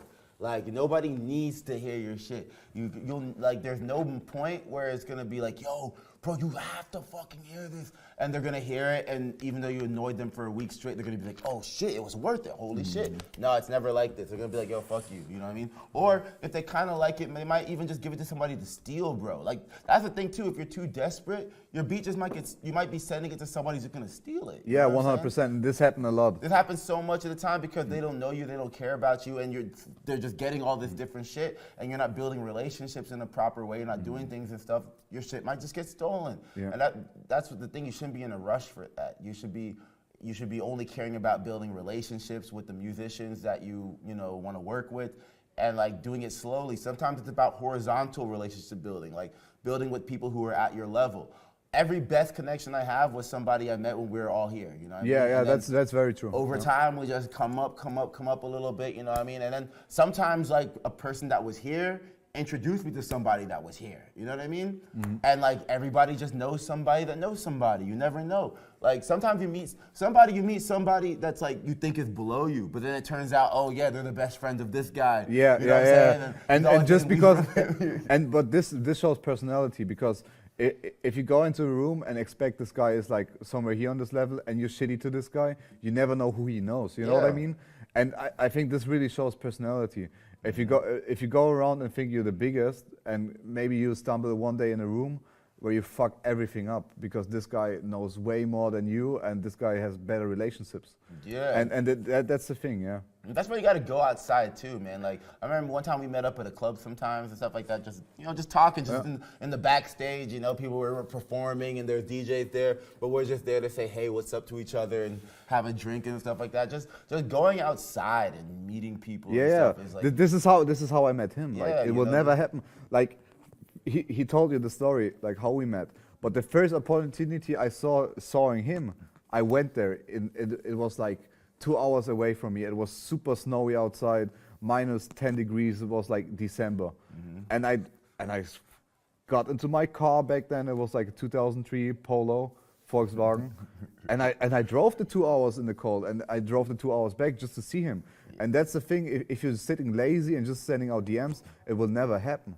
And yeah, that's the thing. And then I got to meet him for the first time. yeah, so it's like I heard that crazy beat, but I didn't like know the person. But then when you know the person, it's a little different. It's like, oh, cool. Then it's like when I DM him later, like, yo, send some more shit. You know, it's like just easier. It just makes it. It's all. And the chill. thing is, sometimes on the real workshops, like people came up to me and said, "Yo, I drove 5 hours for this workshop," and what should I tell them? Should I be congratulating them that they're getting their ass off? You know, I think that's pretty normal. That like for opportunities and like training your skills, you drive 5 hours, or maybe you sit down in a plane and go for 12 hours on a plane. That's what we do from Germany to LA. It's like a 12-hour plane ride. Exactly. Is it enjoyable? Hell no, it's not enjoyable for 12 hours. Yeah, we take the train to Berlin but- just to go chill with some other artists. Yeah, you know and what I that's the mean? thing. Just If you're sitting lazy and you think everything is like digital now, it's not true. Like it's still about like the personality and the real people behind it. and then not only if you think the studio is just hard beats, it's not even that. Remember we go to Berlin to work with Bro, John on the team. We're- 50% of the time we just chill. Yeah, and network we're and playing, just we're pl- playing this game. What? Mafia Dan? game, yeah. We're playing like drinking party games a little bit and just talking and stuff, and then some music, but then talking and like blah blah blah. Yeah, you and know that's what the I mean? thing. And then he's alone in the studio and he will hit you up definitely and say, "Bro, send me a beat package," just because we played for 3 hours a drinking game together. Exactly. And that's the thing, you know, like it's still the world is still outside, guys. It's not everything so digital where you think. If you go outside and make a good first impression, they will remember your name and you will always like get opportunities from them. Oh, they say way to connect with people. Join the Club Ionia Discord. Yeah, It's the our Club mu- Ionia, yeah, It's the our Discord. music gang Discord, you know, for all our artistic purposes. Join. It's my Twitch Discord. It's the Club Ionia YouTube Discord. It's the What's it? Palace Fan Club Yo, Max, Discord. behind the camera, the Club Ionia Vlog Max. Discord. What is it? Oh, bro, oh. That's right. Is that it? Is that it? Yeah? Yeah, and this Oh yeah, no, there's an I think. There's an O before the N, right? what? Oh yeah, so there's an O. There's an O, N, I. O-E. Yeah. Okay. Yeah, like that, yeah. Ionia, yeah. Yeah, everyone, we hang out there, you know what I'm saying? Yeah, and that's the If thing, it doesn't guys. look, if the Discord link doesn't work, Max will open it up again one day. You guys. It's under every vlog video, yeah? It's under every vlog video from us. Okay. Yeah, and I'm curious to see how this digital workshop was. Like, I really want to know. We put our best effort into it. I hope you got a lot of information out of it. And yeah, I'm super curious about it. Like, type into the chat, how did you like it? Did you learn anything? Did you learn anything that you're gonna use now? But at the end of the day, it's not magic. You guys saw that we're not doing some magical shit. It's just like easy sound design and having good ears. And you get only good ears if you make music every day. And this is what me and Gumbo were doing for the last 10 years. If you think you just quickly go to a workshop and like on next day you're gonna be a superstar, this isn't how it works. People don't see it. Before Instagram started, I was doing music for 5 years. You know what I mean? Like, there's so much stuff that needs to go behind a music career. That's why I always say treat it as a hobby, and if it pays off for a whole straight year, do it as your job. Yeah, and the thing is, I started with jazz. Like, Palace is just one of the successful musicians I know. But I have friends who's like a dope jazz bassist. I know a chick who's like just like playing samplers on the keyboard and singing on it. It sounds super corny, but she gets all these deal partnerships with the gear and stuff like that because she shows that in her video. The biggest thing I want to get out of you guys is like, when it comes to my wealth, I think not even 5 or 10% are from placements. Just so you know it. Just so you know it, because everybody is chasing placements like a fucking idiot nowadays. It's like crazy. Yeah. They really suck everybody to get a placement, but this is not the way to make wealth, you know, and make money in this industry. Yeah, like the girl I know only makes corny songs showing cool gear, and she makes more money than a lot of producers because she gets all these sponsorships and stuff like that. And her songs don't get like that many plays, but showing the gear and stuff like that, she gets invited to all these different conferences to do stuff and shit like that. So like, you guys are musicians first and foremost. Be a musician. You know what I mean? When you're a musician, your job is to make music. And by making music in creative ways, you can make money through your music.